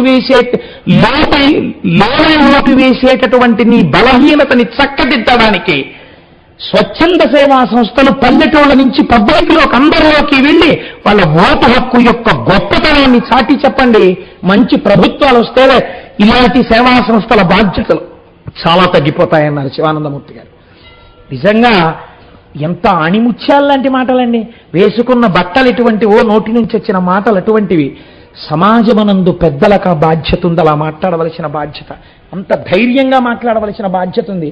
కాబట్టి చూడండి, ఆయన శివానందమూర్తి గారు చేసినటువంటి ప్రసంగాన్ని పనికిమాలినవి, వాడెవరిదో గేగిపోతే ఇంత పేపర్లో రాస్తారు. శివానందమూర్తి గారు చేసినటువంటి ప్రసంగాన్ని యథాతథంగా తెలుగులోకి అనువదించి ప్రచురించిన పత్రికలు ఎన్నున్నాయి కాకినాడలో మర్నాడు. ఎందుకు ఎక్కడుంది సాంఘిక బాధ్యత అని అడుగుతున్నాను నేను. మీ బాధ్యతని గుర్తు చేయడం పురాణ ప్రయోజనం. పురాణం is not an outdated science. అది పనికి మాలినది ఎప్పటిదో అని మీరు అనకండి. పురాణము ఎప్పటికీ నవీనమే. మీ బాధ్యతని మీకు గుర్తు చేస్తుంది. లోక సంక్షేమం ఎక్కడుందో మీకు జ్ఞాపకాన్ని చేస్తుంది. కాబట్టి ఇప్పుడు వజ్రాంగుడు ఈ మాటలు చిత్రముఖ బ్రహ్మగారితో చెప్పాడు. చెప్పి ఆయన అన్నాడు, ఆయనకి రాజ్యం ఇమ్మని కదా మహానుభావ మీరు వచ్చారు. నీ అంతటి వారిని నేను చిన్నబుచ్చడం నాకు ఇష్టం లేదు, తప్పకుండా ఇచ్చేస్తాను. రాజ్యం ఏమిటి? తన రాజ్యంబును నేలుగాక ఇప్పుడీ తండింక లోకేశ మజ్జనే శసనముంది ఇవ్విధమున శిక్షంచేసి తిన్. బాగా అండర్లైన్ చేసుకుని వినండి పద్యాల్ని. నేను జనకుందను చనుదించి ఈ విధము యాచ్చం స్వల్ప కాదందునే భేదంబున చేయలేగిటుల దగ్ధం విద్ధి భవింపుమా.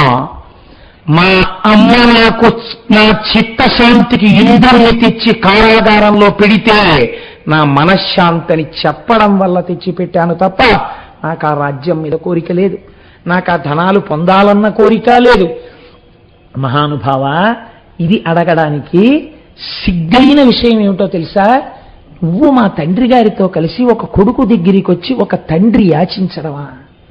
ఎంత సిగ్గైన విషయం నాకు. నేను తప్పు చేస్తే దిద్దవలసిన వాళ్ళు మీరు దిద్దడం కాకుండా శాసించకుండా యాచించారా నన్ను? అంటే మీరు ఒక్కటి ఆలోచించండి. వజ్రాంగుని యందు ఉన్నటువంటి నడువడి కశ్యప ప్రజాపతి యొక్క తేజస్సు చేత ఇక్కడ కొంతవరకు ప్రకాశిస్తోంది. కానీ దాన్ని అనుకోకుండా మీ ఇంట్లో బిల్వవృక్షం పుట్టింది. కాస్త తీసుకొచ్చి దాంట్లో ఆవు పేడ ఏదో వేసి కలుపు మొక్కల్ని తీసేసి చుట్టూ కాస్త కంచె కట్టి పెంచేటటువంటి ఉద్దేశం మీకు లేదు. ఆ బిల్వవృక్షం పాడైంది, ఎదగట్లేదు. ఒక్క బిల్వం మూడాకులతో ఉండదు, చీడ పట్టింది. ఇక్కడ అదే పరిస్థితి. ఆ ఉపాధి యందు కశ్యప ప్రజాపతి యొక్క లక్షణములు కొన్ని ప్రకాశించాయి. కానీ దితి వాటిని నొక్కేసింది. నొక్కేసి రాక్షస భావాలనే ప్రోదిగొలిపింది. ఎంత గొప్పగా మాట్లాడుతున్నారో చూడండి.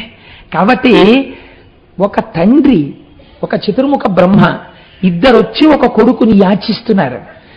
ఏమని? వాణ్ణి విడిచిపెట్టేయమని. ఇలా మీరు యాచించడమా? నేను మీరు యాచిస్తే మీ కోరిక తీర్చడమా? ఎంత తప్పు. ఒక్క నమ్మండి చాలు. నీ చేత యాచింపబడానన్న కీర్తి నాకొద్దు, అది అపకీర్తి. అలా నేను ఎప్పుడూ పొందకూడదు. మీ శాసనం నేను వినాలి. కాబట్టి నాకు ఈ రాజ్యం మీద కానీ, నాకు ఈ ధనం మీద కానీ, నాకు అలా చేస్తే కీర్తి వస్తుందని కానీ నాకు లేవు. మీరు చతుర్ముఖ బ్రహ్మ, మీకు నా మనస్సు తెలుసు. నిక్కంబిది నా మనస్సు నమ్మండి, నన్ను నమ్మండి, ఇప్పుడే విడిచిపెట్టేస్తున్నాను అంటూ ఆయన అన్నాడు.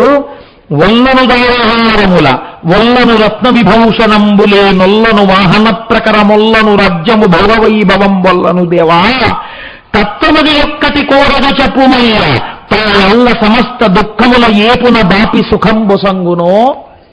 ఆయన అన్నాడు, మహానుభావ, అనుకోకుండా నా కోసం వచ్చావయ్యా ఇవాళ. నేను నిన్ను ఒక్కటి ప్రార్థన చేస్తున్నాను. నేను నిన్నేమిటి ప్రార్థన చేస్తున్నానో తెలుసా? నాకు భార్య కావాలని నేను కోరుకోవట్లేదు, నాకు హారములు కావాలని నేను కోరుకోవట్లేదు, నాకు రత్న విభూషణాలు కావాలని నేను నిన్ను అడగను, నాకు వాహనాలు కావాలని నేను అడగను, నాకు రాజ్యం కావాలని కూడా నేను అడగను. నా రాజ్యం కూడా విడిచిపెట్టేస్తాను నువ్వు ఇచ్చేయమంటే ఎవరికైనా. నాకు ఈ భోగాలు అక్కర్లేదు, నాకు ఈ వైభవాలు అక్కర్లేదు. నాకు ఒక్కసారి నువ్వు చతుర్ముఖ బ్రహ్మవి, 4 ముఖాలతో 4 వేదాలు చెప్తావు కనుక అసలు మనశ్శాంతికి ఏది కారణమో, ఏది నిజమైన తత్వమో, ఏది తెలుసుకోవాలో అది నాకు ఒక్కసారి బోధ చెయ్యరా, ఉపదేశం చెయ్యరా అని అడిగాడు. అసలు ఇలా అడిగేవాడు ఉంటాడు అక్కడని చతుర్ముఖ బ్రహ్మగారు పొంగిపోయి ఉంటారండి. కశ్యప ప్రజాపతి పొంగిపోయి ఉండుంటాడు ఆ రోజున. దితి కడుపున ఇన్నాళ్ళకి ఇలా అడిగేవాడు పుట్టాడురా అని పొంగిపోయి, మీరు జాగ్రత్తగా గమనించండి. ఈయన ఇది అడిగితే బ్రహ్మగారు అన్నారు, ఏముంది నాన్న, సత్వగుణాన్ని పట్టుకుని ఉండు, ఎప్పుడు ఈశ్వరుణ్ణి నమ్మి ఉండు, నీకు ఏ ఇబ్బంది ఉండదు. ఇంకా నీకు సంసారంలో ఉంటే మాత్రం కష్టమేటియా? నువ్వు భగవంతుడి మీద మనస్సు పెట్టేసుకున్నాక నీకు భార్య ఉన్నా పిల్లలున్నా నీకేం బాధ ఉండదు. ఇంకా నువ్వు ఎప్పుడూ చిత్తశాంతితో ఉంటావు. కాబట్టి నేనే నీకు ఒక భార్యని ఇస్తున్నాను. ఆ భార్య పేరు వరాంగి, నేను సృష్టించి ఇస్తున్నాను, తీసుకో అని దగ్గర ఉండి చతుర్ముఖ బ్రహ్మగారు పౌరోహిత్యం చేసి పెళ్లి చేశారు. ఎవరికి? వరాంగికి, వజ్రాంగుడికి. ఇప్పుడు ఈమె ఎవరి చేత సృష్టింపబడిన పిల్ల? సాక్షాత్ చతుర్ముఖ బ్రహ్మగారి చేత సృష్టింపబడిన పిల్ల. ఇప్పుడు మీరు నేను ఏమని ఆలోచిస్తామండి? వజ్రాంగుడు ఇంత మంచి స్థితిలో ఉన్నాడు, చతుర్ముఖ బ్రహ్మగారు సృష్టించిన పిల్ల పక్కన చేరింది, కాబట్టి వీళ్ళ కడుపున ఎవరు పుట్టాలి? ఇంకో మార్కండేయుడు పుట్టాలి కదా, ఇంకొక నారదుడు పుట్టాలి, ఇంకా సనక సనందనాథుడు పుట్టాలి కదా మీరు అనుకునేది, నేను అనుకునేది. కాబట్టి ఇప్పుడు ఆయన పరమభక్తితో ఉన్నాడు కనుక తన భార్యతో కలిసి నిరంతర ధర్మాచరణం చేస్తున్నాడు, నిరంతరము ఈశ్వరుడి సేవ చేస్తున్నాడు, నిరంతరము భగవంతుణ్ణి నమ్మి ప్రవర్తిస్తున్నాడు. చిత్రం ఎక్కడుందంటే ఈ దేహము చేస్తున్నటువంటి పూజలకు, ఈ దేహము ప్రవర్తిస్తున్న ప్రవర్తనకు పక్కన వరాంగి తన దేహముతో సహకరిస్తోంది, కానీ మనస్సులో కోరిక ఏమి పెంచుకుందంటే ఏమీ వద్దంటాడు, ఏమీ వద్దంటాడు, ఏమీ వద్దంటాడు. ఏదో భగవంతుడు భగవంతుడు భగవంతుడు అంటాడేమిటి? ఈయన ఎటువంటి ప్రతాపంతో పుట్టి ప్రతాపం మర్చిపోయాడో అలా 3 లోకాల్ని ఏడిపించగలిగిన కొడుకు పుడితే బాగుండని ఆవిడ అనుకుంటాను. అంటే ఇప్పుడు ఏమైంది? దితి కడుపున దితి లాంటి ఆడపిల్ల పుట్టలా, దితి కడుపున దితి లాంటి కోడ వచ్చింది. ఎంత ఆశ్చర్యం చూడండి. ఇలా ఎన్ని వంశాలు భ్రష్టు పట్టాయండి లోకంలో. ఇప్పుడు మీకు ఒక పెద్ద ధర్మ సూక్ష్మం తెలియాలి. ఒక భర్త మహాభక్తుడు, ఒక భార్య ఆయనతోనే కలిసి ఉన్నట్టుంటుంది. అంత మాత్రం చేత ఆయన తేజస్సు ఆమె ఎందున్నా అటువంటి పుత్రుడు పుట్టాలని నమ్మకం లేదు. లేదా ఆవిడ మహాభక్తురాలు, ఆయన భక్తుడిలా ఆవిడ మాట కాదనలేని వాడిలా ప్రవర్తిస్తుంటాడు, కానీ ఆయన లోపల కోరికలు వేరే ఉంటాయి. పుట్టిన బిడ్డడు అలాంటి వాడు పుడతాడని మీకు నమ్మకం ఉండదు కదండి. కాబట్టి ఇప్పుడు ఏమైంది అంటే పాపం చాలా కాలం కలిసి పూజలు చేస్తోంది, కలిసి ధర్మానువర్తి అయింది, కలిసి ధర్మంలో నడుస్తోంది. వజ్రాంగుడు పొంగిపోయాడు. పొంగిపోయి నేనివ్వడం కాదు బిడ్డని, ఎంత గొప్ప బిడ్డను అడుగుతుందో ఒక్కసారి కోరిక ఏమిటని అడుగుతాను, అటువంటి బిడ్డడు కలగాలని నాకున్న తపశ్శక్తితో ఆశీర్వచనం చేస్తాను అనుకుని ఒక రోజున పిలిచి, నీకు ఏం కావాలనుకుంటున్నావు, నువ్వు ఏమీ బెంగ పెట్టుకోకుండా నీ కోరిక ఏమిటో నాకు చెప్పు అన్నాడు. అంటే వరాంగంది అని నన్వేద వరాంగిత విధి మహాహ్లాదంబుతో మృక్కి ఇట్లని ద్వారా కరుణించదేని తనయం ప్రాంచద్భం పాకశాసన దుఃఖప్రదులోక జిత్తో ప్రశస్త శ్రేయున కుక్షిలో జనయింపన్వరింపుమట్లయిననే సంతోషముంచెందెదన్. పాకశాసనుడు అంటే ఇంద్రుడు, పాకురనబడేటటువంటి రాక్షసుడిని సంహరించారు కనుక వృత్రాసుడు తమ్ముడైన ఆయన్ని చంపారు కాబట్టి పాకశాసనుడని పేరు వచ్చింది. ముల్లోకములను గెలవగలిగిన వాడు, ఇంద్రుడి కన్నులంబట నీళ్లు కార్పించగలిగిన వాడు, నా కడుపున కొడుకుగా పుట్టేటట్టుగా నన్ను అనుగ్రహించు అంది. ఎంత చిత్రం అండి. ఏ ఇంద్రుణ్ణి విడిచిపెట్టవలసి వచ్చినప్పుడు ఏక్షి తత్వం అడిగాడో అలా ఇంద్రుణ్ణి మళ్ళీ తెచ్చి కారాగారంలో పెట్టగలిగిన కొడుకునొకడిని నాకు ప్రసాదించు అని అడుగుతోంది. ఇప్పుడు పాపం వరాంగి వల్ల మనశ్శాంతి ఎవరికి పోయింది? వజ్రాంగుడికి పోయింది కదండి. మరి కశ్యప ప్రజాపతికి ఎందుకు పోదు? కశ్యప ప్రజాపతి స్థాయి వేరు, ఇంకా పాపం వజ్రాంగుడు ఆ స్థాయి చేరలేదు. కాబట్టి ఆయన చాలా కాలం దీని గురించి తలబట్టు కూర్చున్నట్టు అంతఃపురంలో. ఏమి ప్రారంధం రా, నేను ఇలాంటి కోరిక కోరమని అడగడం ఏమిటి? కోరము నీదు వంచితము కోమలి నేనొడగూర్తునంచుదవారయుకెను పల్కితి వరారి సురావళితో విరోధమున్ కోరి వచించే అట్టులనగూర్చిన లోకములర్తి చెందు నేనేరక తెచ్చుకొంటినని నీతుడనై ఇటు పాపహేతువున్. ఆయన అన్నాడు, ఎందుకు అడిగాను ఈ దిక్కుమాలిన వరం? ఉన్నవాణ్ణి ఊరుకోకుండా నీకేం కావాలని ఎందుకు అడిగాను? ఇప్పుడు ఆవిడ ఏమంటోంది? ఇంద్రుణ్ణి తీసుకొచ్చి ఇంద్రుణ్ణి ఏడిపించగలిగిన కొడుకు కావాలంటోంది. ఇంద్రుణ్ణి ఏడిపించే కొడుకు కావాలంటే వాడు ఇంద్రుడి మీదకి యుద్ధానికి వెళ్తాడు. ఇంద్రుడి మీదకి యుద్ధానికి వస్తే ఇంద్రుడికి సాయంగా ఎవరు వస్తారు? దేవతలు వస్తారు. కాబట్టి ఇప్పుడు వాడు దేవతలందరినీ ఏడిపిస్తాడు. దేవతలందరూ ఏడిస్తే ఎవరు ఏడుస్తారు? ఋషులు ఏడుస్తారు. కాబట్టి ఇప్పుడు ఋషుల్ని ఏడిపించే కొడుకులు అంటోంది. ఇప్పుడు ఋషులు ఏడిస్తే ఏది తప్పిపోతుంది? ధర్మం తప్పిపోతుంది. ధర్మం తప్పిపోతే ఎవరు ఏడుస్తారు?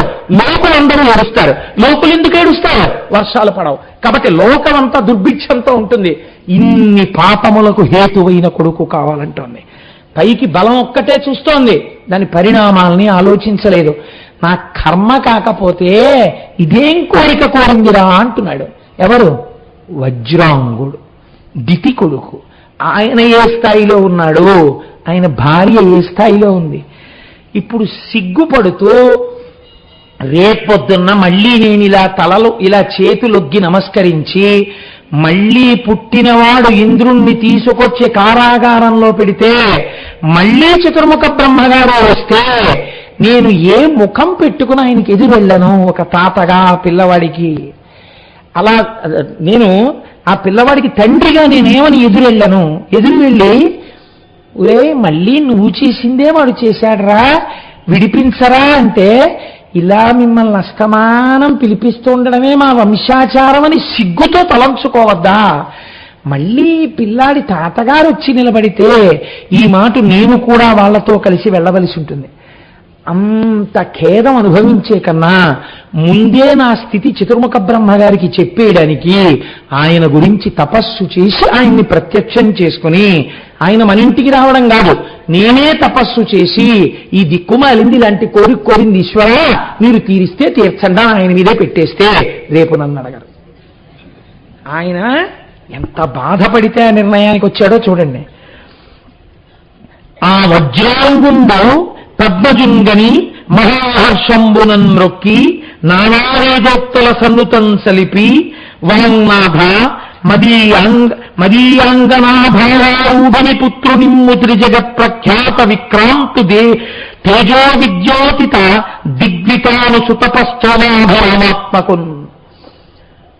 నేను ఎందుకు తపస్సు చేశానో మీకు తెలుసు అని చతుర్ముఖ బ్రహ్మగారిని వేదోక్తులతో పొగుడుతూ, అదిగో మీరు ఇచ్చారు కదా భార్య వరాంగి, దానితో కలిసి ధర్మాచరణం చేస్తే అది నన్ను ఇటువంటి కోరిక కోరింది. అది ఎలా కోరకుండా త్రిలోకములను బాధపెట్టేటటువంటి కొడుకుని, ఇంద్రుణ్ణి ఏడిపించే కొడుకుని, అలాంటి కొడుకుని మీరు ఆమెకి ఇప్పించండి అని చెప్పాడు. అంటే ఇప్పుడు తన ప్రమేయం లేకుండా తాను తప్పుకుని తాను చిత్తశాంతితో నిలబడిపోయాడు. ఇప్పుడు ఏమైంది మరి? ఎలాంటి కొడుకు కోరారో అలాంటి కొడుకు ఎక్కడుంటే పుడతాడా? వాడు పుట్టాడు. వాడు పుడితే ఏమైంది? ఇప్పుడు వాడు ఇంకా వజ్రాంగుడు పుట్టినప్పుడు ఇంత అల్లరి లేదు, ఇప్పుడు చాలా పెద్ద అల్లరి ప్రారంభమైంది. వసుమతి వనకే పర్వత వనాలతో భూమి అంతా పర్వతాలు వనాలతో కలిసి భూకంపం వచ్చేసినాయి. దిశలందు జ్వాల ఎంటేని గల్లాయి పోయద ప్రకరంబు పూయ వర్షంబు నుంచే ఉత్తరం చెలరేగ ఉదభలందు సుడిగాత్పురేగి ఒక్క రజంబులను గుప్పే గొప్ప మానవ పెళ్లి కూయ పొడని పరినాశముల ప్రభాకర చంద్రముల చుట్టే నిర్ఘాంతపాతముల్ నెగడి మిగుల శునకములు తలలెత్తి రోదనలో చేసే గుడ్లగూబలు నక్కలు కూసే పశులు కారణం వించుకేని లేకయనే రయమున వదల నేత్ర పురీషములు బెదరి. వాడు పుట్టినప్పుడు భూమి అంతా కంపించింది, పర్వతాలతోటి వనాలతోటి. దిశలన్నిటా అగ్నిహోత్రం చెలరేగింది. సముద్రంలో ఉప్పిన పుట్టి భూమి మీదకి నీళ్లొచ్చాయి. పెద్ద సుడిగాలి రేగి కూకటి వేళ్లతో పెద్ద పెద్ద వృక్షాలన్నీ కూలిపోయాయి. గొప్ప గొప్ప మానులు కూలిపోయాయి. మీరు గుర్తుపెట్టుకోండి, ఒక్కొక్క మాను దేవతామాను ఉంటుంది. శ్రీశైలంలో ఉండేదండి అలాగా. రావి మేడి జువ్వి కలిపి ఒకే చెట్టు 2000 సంవత్సరములు బతికింది. ఒక తుఫాన్లో నేల కొరిగిపోయింది. అప్పుడు ఆ దేవతా వృక్షం వెళ్ళిపోయినట్టే ఒక్కొక్క మాను కొన్ని 100 సంవత్సరములు ఉన్న మాకు నరికితే దానికి ఉపశాంతి చేయవలసి ఉంటుంది. కాబట్టి ఏమైంది? అంతంత మానులు కింద పడిపోయాయి. అంటే దేవతాంశములు భ్రంశములైపోతున్నాయి వాడి పుట్టుకతోటే, వరాంగి కోరిక వల్ల. నిష్కారణంగా కుక్కలు తలలెత్తి ఏడవడం మొదలుపెట్టాయి. గుడ్లగోబలు, ఆ తరువాత నక్కలు కూస్తున్నాయి ఎక్కడ చూసినా. పశువులు కారణం ఏమీ లేకుండా భయపడిపోయి కట్టుకొయ్యల నుంచి దూరంగా ఇలా పీకకి ఉరిపోసుకున్నట్టుగా లాక్కుని అటూ ఇటూ తిరుగుతూ మూత్రాన్ని మలాన్ని విసర్జిస్తున్నాయి. లోకమంతటా ఎక్కడ చూసినా సరే భయంకరమైనటువంటి ఉత్పాతములు కనపడుతున్నాయి. ఈ స్థితిలో కొడుకుట్టాడు, చక్కగా పేరు పెట్టండి అని పిలిచింది. ఇప్పుడు వజ్రాంగుడు పెట్టలేదు పేరు. కశ్యప ప్రజాపతిని తీసుకొచ్చారు. ఇంటికి పెద్ద ఆయన కదండి, మర్యాద ఇచ్చేవాడు. కశ్యప ప్రజాపతిని పేరు పెట్టడానికి తీసుకొస్తే ఇంట్లో ఎవరి సంస్కారం బయటకు వస్తుందండి? మీరు చెప్పండి. వజ్రాంగుడి సంస్కారం బయటకు వస్తుంది. వజ్రాంగుడు వాడు పెట్టుకోడుగా పేరు, పుట్టిన పిల్లాడు ఎవరు పెట్టాలి? తండ్రి పెట్టాలి. తండ్రి తాను పెట్టాడా స్వతంత్రంగా? నా తండ్రి మహానుభావుడు కశ్యప ప్రజాపతి ఉన్నారు. అందుకని ఇప్పుడు వజ్రాంగుడు ఎవరిని తీసుకొచ్చాడు? కశ్యప ప్రజాపతిని తీసుకొచ్చాడు. మన వాళ్ళు ఇప్పటికీ మన గౌరవం ఇదేనండి. ఆర్షధర్మంలో ఒకవేళ తండ్రి గారు ఉంటే తండ్రి గారి పేరునేస్తారు శుభలేఖ. తండ్రి గారు శరీరం వదిలిపెడితే అన్నదమ్ముల్లో పెద్దవాడెవరున్నాడో ఆయన పేరు వేస్తారు. వేసి నా తమ్ముడి అని మిగిలినటువంటి శుభకార్యం ఏదుంటే అది రాస్తారు తప్ప అన్నగారు ఉండగా తాను వేసుకోడు పేరు. ఏం వేసుకోకూడదా? తన కూతురో తన కొడుకో పెళ్లి వేసుకోకూడదు. ధర్మం కాదు, నీ గౌరవాన్ని చెప్తుంది. అన్నగారు ఉండగా తమ్ముడు తన గృహప్రవేశం శుభలేఖ తన పేరు మీద వేసుకున్నాడు అనుకోండి, అన్నగారికి లోటు రాదు. ఆ కార్డు చూసిన వాడు అన్నగారు ఉన్నాడని తెలుసు అనుకోండి, ఆ కార్డు అన్నగారి పేరు లేకపోతే మీరు ఆ ఇంటికి గృహప్రవేశానికి వెళ్ళక్కర్లేదు. ఎందుకంటే అన్నగారి పట్లే లేదు సంస్కారం, అన్నగారి పట్లే లేదు మర్యాద. మీ పట్ల మర్యాదగా ఉంటాడని మీరు ఎందుకు నమ్ముతారు? కాబట్టి మీరు వెళ్ళక్కర్లేదు. వాడితో స్నేహం మీకు అక్కర్లేదు. మీ సంస్కారం చెప్పడానికి మీ పెద్దవాళ్ళ పేరేస్తారు. వజ్రాంగుడి సంస్కారం కశ్యప ప్రజాపతిని పిలవడంలో ఉంది కదండి. కశ్యప ప్రజాపతి వచ్చి పేరు పెట్టారు, తారకుడు అని పేరు పెట్టారు. కాబట్టి ఇప్పుడు లోకం అంది తారకాసురుడు అని పిలిచింది. తారకుడు అని ఎవ్వరూ పిలవలేదు. ఎందుకని? వాడి చేష్టితములన్నీ అలా ఉంటాయి. కాబట్టి ఇప్పుడు వాడు ఏం చేశాడు? వాడు పుడుతూనే ఒక్క క్షణంలో కొన్నాళ్ళకి పెరిగాడు, పెద్దవాడైపోయాడు. సంతోషపడిపోతున్న వాళ్ళు ఎవరు? ఇద్దరు. ఒకటి వరాంగి, రెండు దితి. చక్కటి అత్తాకోడళ్ళ ఇంట్లో. కాబట్టి ఇప్పుడు ఇలాంటి వాళ్ళిద్దరూ తయారైతే వాళ్ళు అనుకున్నారట, మీ తండ్రి గారు కోడారు వరాలు, కానీ వాళ్ళకు చిన్న అపనమ్మకం. ఎందుకు అపనమ్మకం? ఆయన ధార్మికుడు అయిపోయాడు ఇప్పుడు. కాబట్టి ఇప్పుడు ఏమని అడిగాడో బ్రహ్మగారిని, నువ్వు అడిగినట్టే అడిగాను, అలాంటి వాడే పుట్టాడు, అందుకే కానీ అక్కడ కూర్చొని అంటున్నాడు. కానీ అక్కడ ఏమైనా ఒప్పుకొని వచ్చాడా పొరపాటున? అందుకని కూడా ఎందుకైనా మంచిది నువ్వు కూడా బ్రహ్మగారి గురించి తపస్సు చేసేసి నీ మానాన్ని నువ్వు కూడా కోరేస్తే ఇంకే గొడవ ఉండదు. ఇప్పుడు ఇది ఎవరి మీద అనుమానాన్ని చూపిస్తుంది? ఆ వరాంగికి భర్త మీద అనుమానం, దితికి కొడుకు మీద అనుమానం, పేరు పెట్టిన కశ్యపుడి మీద అనుమానం. ఈ అత్తా కోడళ్ళు ఎంత గొప్ప పేరు తెస్తారో వంశానికి చూడండి. అడుగు తీసి అడుగేయడంలో, మాట మాట్లాడడంలో కుటుంబాల సంస్కారాలు బయటికి వస్తాయి. అందుకే పెద్దల దగ్గరికి వెళ్ళినప్పుడు అన్నింటికన్నా మంచి మార్గం ఏంటంటే అసలు మాట్లాడకుండా ఉండడం, ఏ గొడవ ఉండదు. అదేటమ్మా ఏమీ మాట్లాడరు అన్నారనుకోండి, బాబు మీ దగ్గర ఏం మాట్లాడతా ఉందంటే ఒక్క మాటతో పోతుంది కదండి. వాళ్ళు ఎట్నుంచి ఎటైనా అర్థం చేసుకుంటారు, ఒక్క మాటలో సంస్కారాన్ని పసిగట్టేస్తారు. కాబట్టి ఇప్పుడు ఏమైంది అంటే ఈయన మళ్ళీ తపస్సుకు బయలుదేరి ఈయన కూడా తపస్సు. ఎటువంటి తపస్సు? మీకు మొన్న నేను రావణాసుడు చేసిన తపస్సు గురించి చెప్పాను. అది ధార్మికంగా ఉండదు, వ్యగ్రంగా ఉంటుంది. ఎవరి కోసం నువ్వు రావన్నట్టు ఉంటుంది ఆ తపస్సు. కాబట్టి ఈయన కూడా ఎలా చేశారో చూడండి. ఒక అంగేచి బాహువులు పైకెత్తి దినేంద్రు కనుగొనుచు నూరేండ్లు గడపి. ఒక్క కాలు మీదే నిలబట్టట, ఓ కాలు పైకెత్తేట. ఎందుకు? హాయిగా కూర్చుని పద్మాసనం వేసుకుని చేసుకోవచ్చు తపస్సు, అలా ఏం చేయమని లేదు. అంటే ఒంటి తీట ఇలా చేస్తా ఎందుకు రావు అంటే ఉద్ధరించడం అన్నమాట. అస్తమానం వాళ్ళకు వచ్చే భర్తతో సంసారం ఎలా ఉంటుందో అలా ఉంటుంది ఇలాంటి వాళ్ళతో పరమేశ్వరుడికి. కాబట్టి ఓ కాలు పైకెత్తి ఓ కాలు మీద నించుని, పోనీ ఏదో లోపల ఎవరిని చూడాలండి? పరబ్రహ్మాన్ని చూడాలి. కన్నులు మూసుకుని వాడు వచ్చేయడు, కళ్ళు తెరుచుకుని సూర్యుడిని చూస్తుంటాడు. ఎందుకు అలాగే అంటే చూడండి, కళ్ళు నిజంగా డాజిల్ అయినా నేను అలాగే చూస్తాను. అలాగే ఎన్నాళ్ళు నించున్నాడు 3 ఏళ్ళు. అంటే ఇన్స్టంటేనియస్, తొందరగా ఈశ్వరుని తీసుకొచ్చి అందుకని ఉగ్ర తపస్సు మొదలెట్టాడు.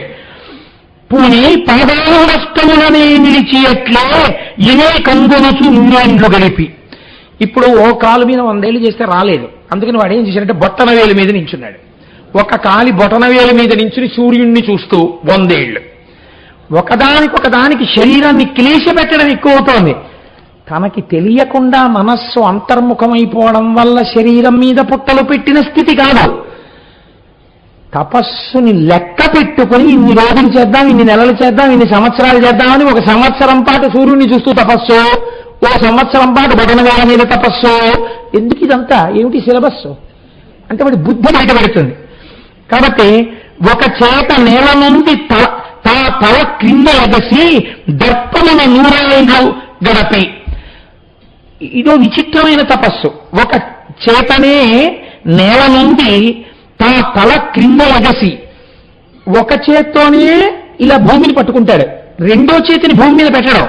రెండో చేతిని భూమి మీద పెట్టి ఇలా పైకెత్తేశారనుకోండి, కాళ్ళు తల కింద పెట్టేశారనుకోండి, ఏముందండి మాకు అలవాటే శీర్షాసనం వేస్తుంటారో లేకపోతే ఏదో గారడి అలా ఎత్తుతుంటారు, ఎత్తి కొంతమంది అలా నిలబడతారండి అంటారు. వాడేం చేశాడో తెలుసండి, ఒక్క చేయ కింద పెట్టి రెండో చేయి పెట్టలేదని చెప్పడానికి అందరికీ కనపడేటట్టు ఇలా పైకెట్టి, ఇప్పుడు ఈ 2 కాళ్ళు పైకెత్తేసి ఒక్క చేతి మీద తిరగలని తపస్సు చేశాడు. ఎందుకనంతా అంటే ఎంత అల్లరి సిలబస్సో చూడండి. వాడి మనస్సుని మీకు బయట పెడుతుంది. ద్రుమశాఖ బాధత్త యమునాలంబగా మెసక గౌరవించి నీరపి అయినా రాలేదు బ్రహ్మగారు. వాడికి కోపం వచ్చింది. పారిజాత వృక్షం ఎక్కేటవాడు. పారిజాత వృక్షం కొమ్మలు జారుగా ఉంటాయి, పడిపోతారు కూడాను, చాలా పిడుసుగా ఉంటాయి. వాడు పారిజాత వృక్షం యొక్క చిట్ట చివరకు వచ్చేసి ఇంకా ఇలాంటి దారి కింద పడిపోతాడు. అక్కడ 2 పాదాల మీద నిలబడంటే ఇప్పుడు బలవంతా పెట్టాడు. పెట్టి అలా చూస్తూ తపస్సు 100 ఏళ్ళు. ఇదంతా ఏమిటి? నువ్వు వస్తావా రావా అని అనమాట. అంత రగడ అయిన దానికి అలకే, కాని దానికి అలకే. ఏమిటి అలక?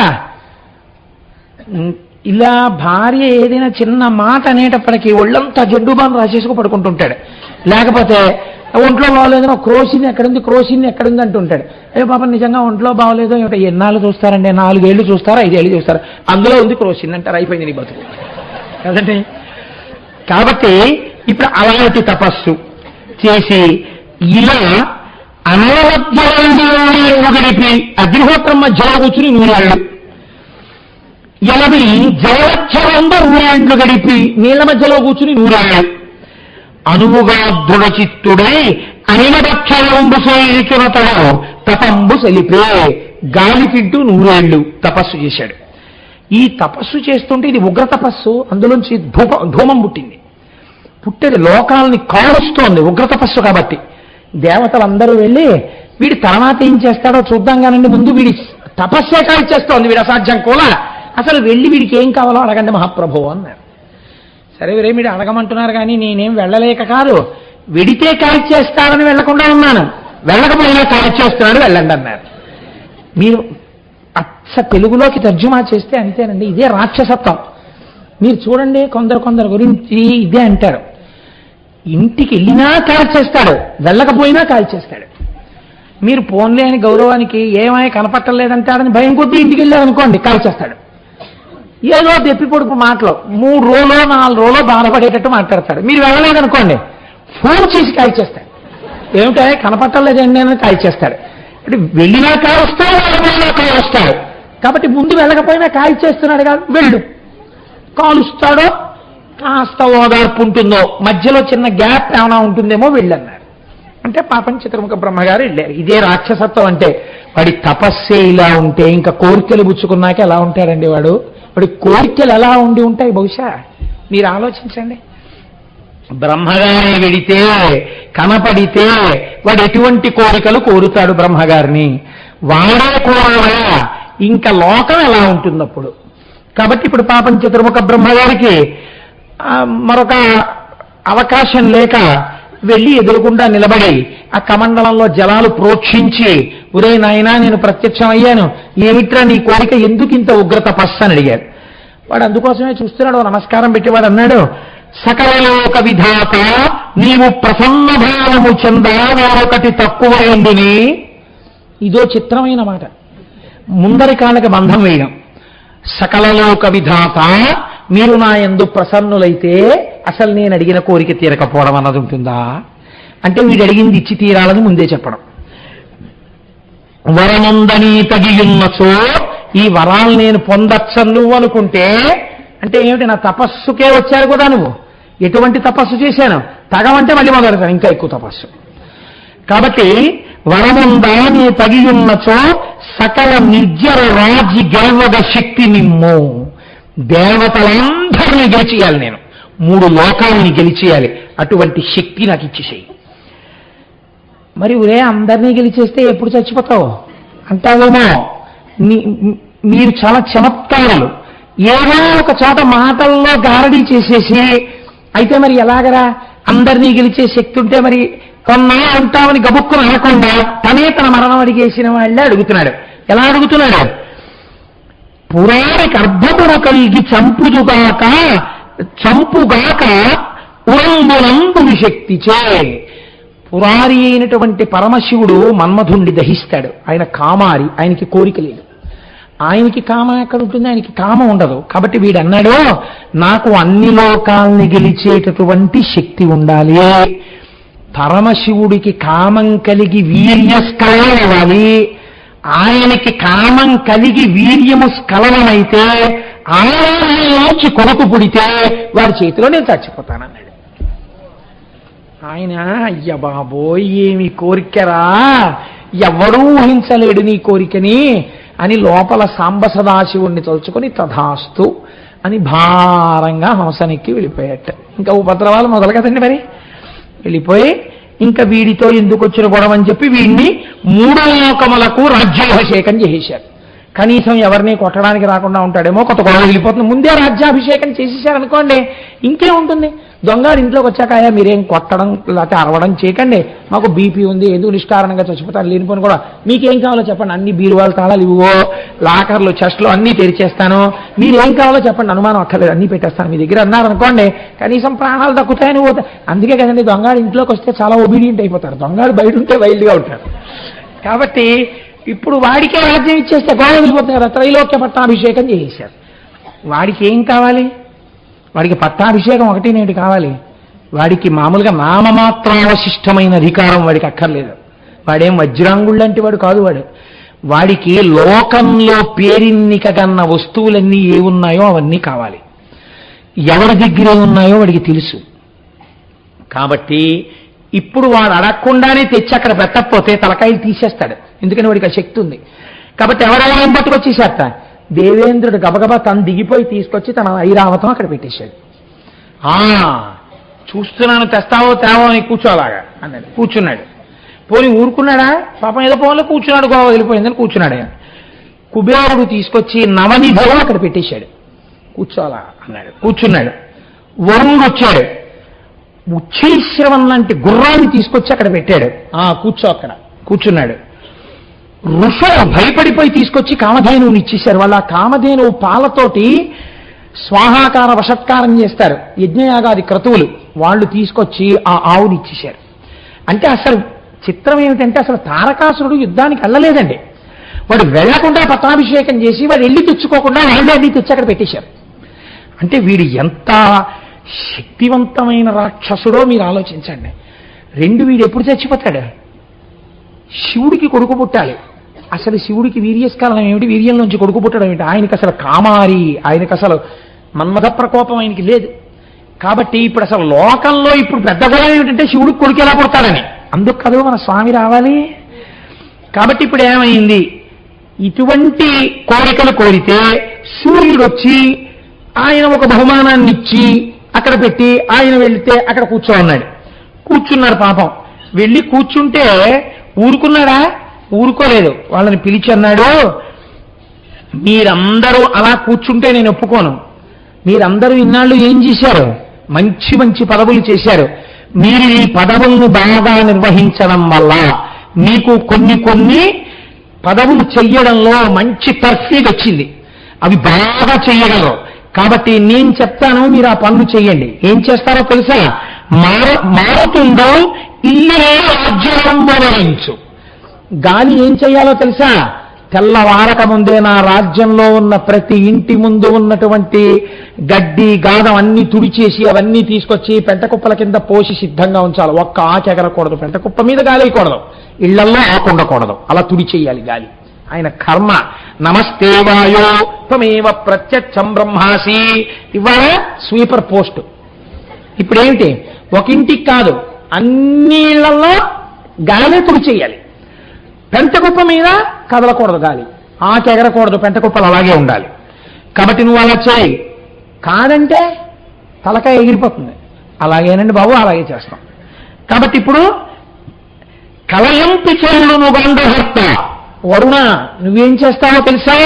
నువ్వు వరుణుడివి, నీకు జలాలకు సంబంధించిన విషయం బాగా తెలుసు. రోజు నీళ్లలో ఆవు పేడ కలిపి అన్ని ఇళ్ల ముందు చల్లు. కాబట్టి నువ్వు కలాబీ చల్లుతుండు. వైశ్వానరందు మేల్ వంటకం బెరవంచు. అగ్నిహోత్రుడా, నువ్వేం చేస్తావో తెలుసా? మంచి వంటలు చేస్తుండు, వంటవాడి కింద ఇంట్లో ఉండి. అయ్యా అలాగేనండి. రక్షకరంగు యముడు. యమధర్మరాజు గారు, మీరేం చేయక్కర్లా, ఎవరిని చంపక్కర్లా, ఎవరిని చంపాలో మేము చూస్తాం. ఇంక నుంచి మీరు మా ఇంటి ద్వారం ముందు నుంచి ఉండండి శూలం పట్టుకుని. మీరు మాకు సెక్యూరిటీ ఆఫీసర్. అంటే యముడు పాపం అలా చేతులు కట్టుకుని ఆయన నించున్నాడు. అంటే ఇప్పుడు దిక్పాలకులందరి యొక్క పదవులు తీసేశారు మిగిలిన వాళ్ళు. ఇవి తీసేయారు. వాళ్ళ ప్రయోజకత్వాన్ని ఎంత అధమ స్థాయిలో వాడుకుంటున్నాడో చూడండి ప్రభువే. అంటే మీరు లోకంలో తేలిక మాట వాడుతుంటారు, శాడిజం. అంతటి వాడి చేత ఇంతటి హీనమైన పని చేయిస్తే ఒక్కొక్కడికి తృప్తిగా ఉంటుంది. అంటే రాక్షస ప్రవృత్తి కలడబెట్టిన వాడు తారకుడు. కాబట్టి ఆయనకి ఆ పని చెప్పాడు. చెప్పి అశ్వినీయులు కోంతో రమరిక వజ్రులై. అశ్వినీ దేవతలు ఏం చేయాలో తెలుసా? ఉపాధ్యాయులై పాఠాలు నేర్పుతూ ఉండాలి. దానికి బృహస్పతిని వాళ్ళని పెట్టడు ఆయన.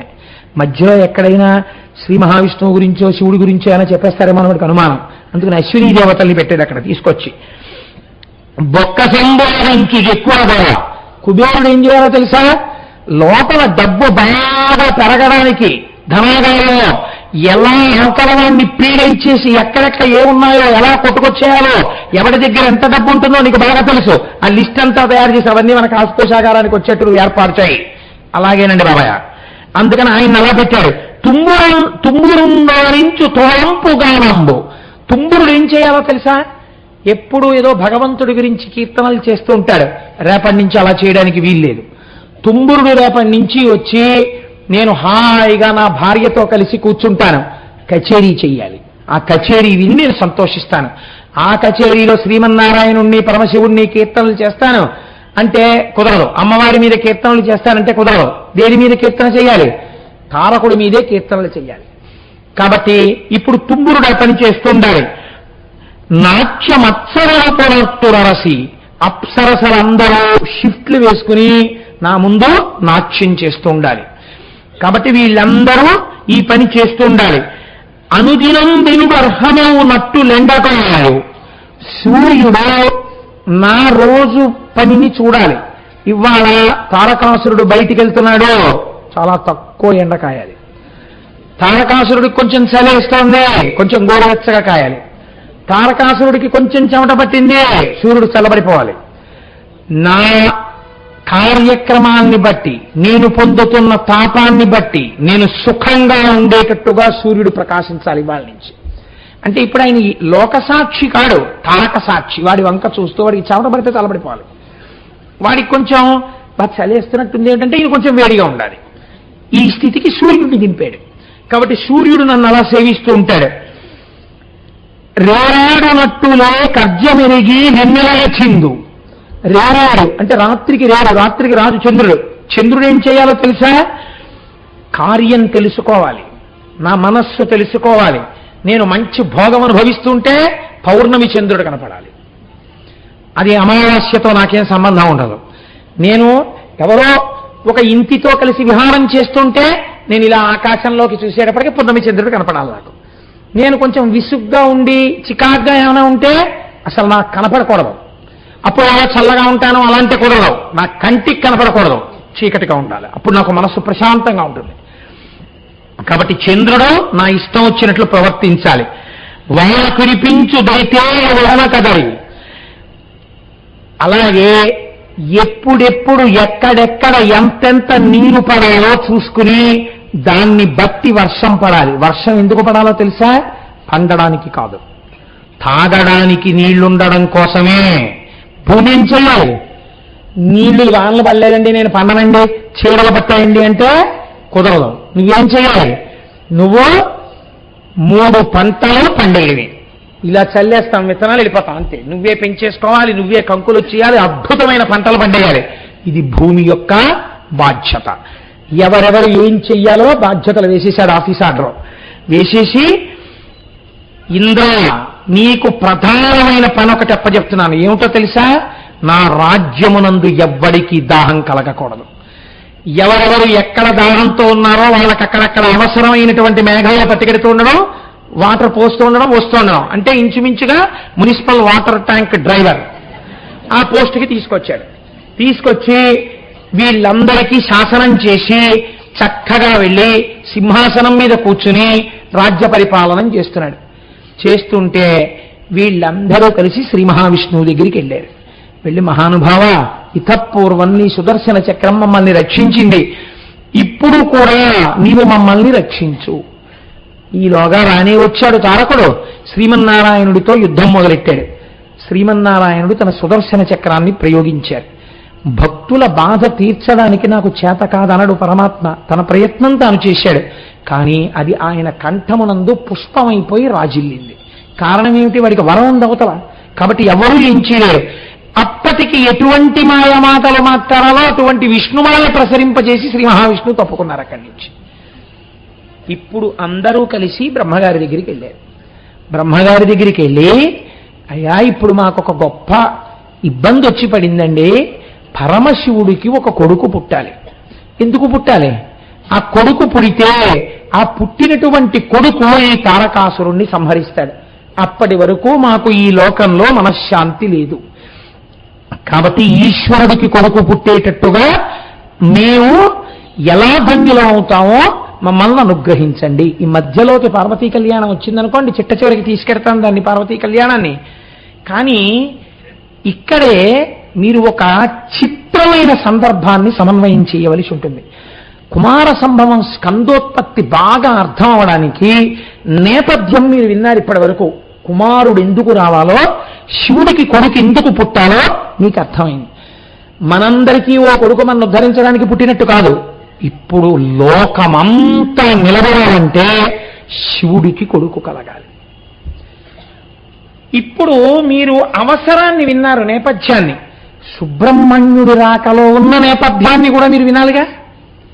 సుబ్రహ్మణ్యుడు ఎందుకు రావలసి వచ్చింది అంటే, ఇక్కడ ఒక చిత్రమైనటువంటి సంఘటన జరిగింది. పరమాచార్య స్వామి మహానుభావులు దీని గురించి త్రిపురా రహస్యంలో దీని గురించినటువంటి సందర్భం ఉంది అని చెప్పి వారు ప్రస్తావన చేశారు. మహాత్మ్యకాండయందు సనత్కుమారుడు అని సనక, సనందన, సనత్కుమార, సనత్సుజాత అని వాళ్ళు నలుగురు కూడా బ్రహ్మజ్ఞానులు, బ్రహ్మమానస పుత్రులు. పుట్టుక చేతనే వారు ఎప్పుడూ కౌమారమునందు ఉంటారు అని. వారు దిగంబరులై ఉంటారు, అంటే దేహభ్రాంతి లేని వారై ఉంటారు, బ్రహ్మజ్ఞానంతో ఉంటారు.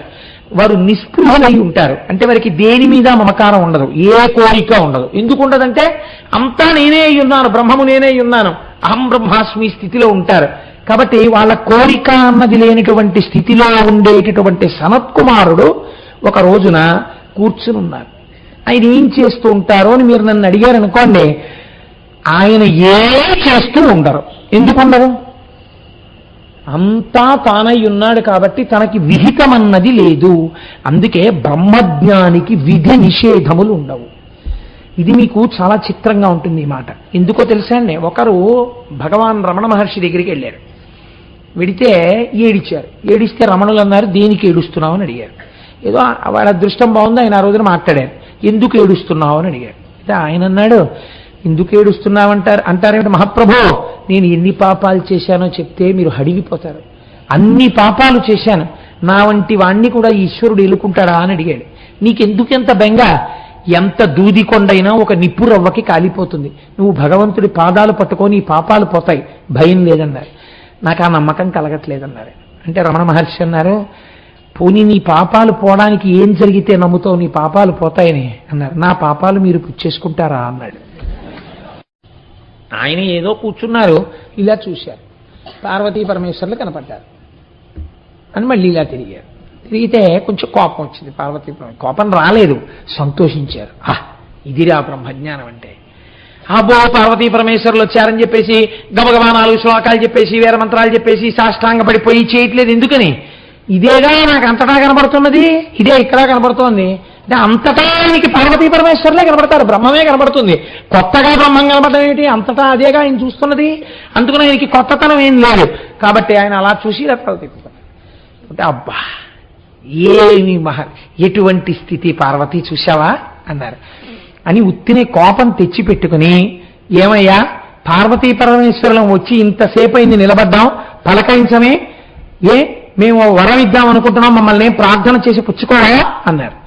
ఆయన అన్నారు, మిమ్మల్ని ప్రార్థించడం ఏంటి, నాకు ఎప్పుడూ అంతటా మీరేగా కనపడేది, నాకు బ్రహ్మమే కనపడుతుంటుంది, బ్రహ్మం కాకుండా ఇంకోటి ఉంది ఏమిటి, మీరు నాకు వరం ఏమి ఇస్తారు, ఎందుకు వరం? నాకు వరం అంటే మళ్ళీ కోరిక, నాకు ఉంటేగా కోరిక, అసలు నాకు ఏ కోరిక లేదు, కాబట్టి నాకు వరం ఎందుకు, నాకు అక్కర్లేదండి. అంటే పరమేశ్వరుడు ఈయన జ్ఞానాన్ని చూసి పొంగిపోయి, అయితే శాపం ఇస్తానన్నాడు. ఆయన ఇవ్వండి, శాపం ఇస్తే ఎవరు బాధపడతారు? దేహం బాధపడుతుంది, అది నేనేం కాదుగా, లోపల ఉన్న ఆత్మ నేను, ఇవ్వండి అయితే శాపం అన్నాడు. ఆయన పొంగిపోయి, అబ్బా బాబా ఏమి జ్ఞానమయ్యా, వరం ఇస్తానంటే పుచ్చుకోవు, శాపం ఇస్తానంటే ఇచ్చుకోమంటావు అన్నారు. అంటే ఆయనకి చికాకు వచ్చింది. హాయిగా మౌనంగా కూర్చోకుండా ఏమిటి అల్లరి అని, ఏమిటి వరం అంటారు కాసేపు, శాపం అంటారు కాసేపు, మీకు నేను ఇస్తాను పుచ్చుకోండి వరం ఏమైనా కావాలంటే అన్నారు. అంటే శంకరుడు చాలా సంతోషించి ఆయన అన్నాడు, ఎంత గొప్ప మాట అన్నావురా నాయన, నేను నాకు కుమారుడిగా జన్మించాలి అన్నాడు. ఈయనన్నారు, నీకే కుమారుడిగా జన్మిస్తాను అన్నారు. పక్కనున్న పార్వతీదేవి ఉలిక్కి పడింది. నీకే ఎంత దీర్ఘం ఇస్తున్నావు, నాకు కొడుకుగా ఉండవా అంది. అమ్మాయి ఏమనుకోకమ్మా, ఎంత జగజ్జననివైనా నీకు కొడుకుగా రావాలంటే నీ కడుపులో అధోముఖంగా పడుకోవాలి, ఒక స్త్రీ యోనిలోంచి బయటికి రావాలి. ఆ గర్భస్థ నరకం నాకొద్దమ్మా, నేను అలా రాను తల్లి, నేను శివ సంబంధంగానే పుడతానంతే. అంటే అమ్మవారంది, ఆయనకి వరం ఇచ్చానంటారేంటి, లోకంలో అలా ఉండదు, ప్రకృతి పురుషుల యందు. మీకు వరం ఇచ్చానండి, మీకు పుడతాడు కొడుకంటే మగవారికి కొడుకు ఎలా పుడతాడా? పక్కన నేను అమ్మవారిని ఉన్నాను, నాకు ఆయనకి కలిపి కొడుకుగా వస్తావు. రెండో కారణం చెప్పనా, ఆయనకి నాకు కామన్ ప్రాపర్టీస్ కొన్ని ఉన్నాయి. అంటే ఇద్దరికీ చెందిన ఆస్తులు ఏమిటో తెలుసా? ఒకటి చంద్రరేఖ, ఇద్దరికీ ఉంటుంది. రెండోది మూడో కన్ను, మా ఇద్దరికీ ఉంటుంది.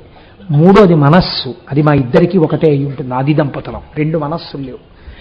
ఆయన అడిగినప్పుడు నువ్వు అమ్మ నీకు కొడుకుగా పుడతానని చెప్పినప్పుడు ఆ మనస్సే నా మనస్సు కూడా, కాబట్టి నాకు కూడా కొడుకుగా పుడతానని చెప్పినట్టే. పుట్టనంటే ఎలా కుదురుతుంది, నువ్వు పుట్టి తీరాల్సిందే అందావిడ.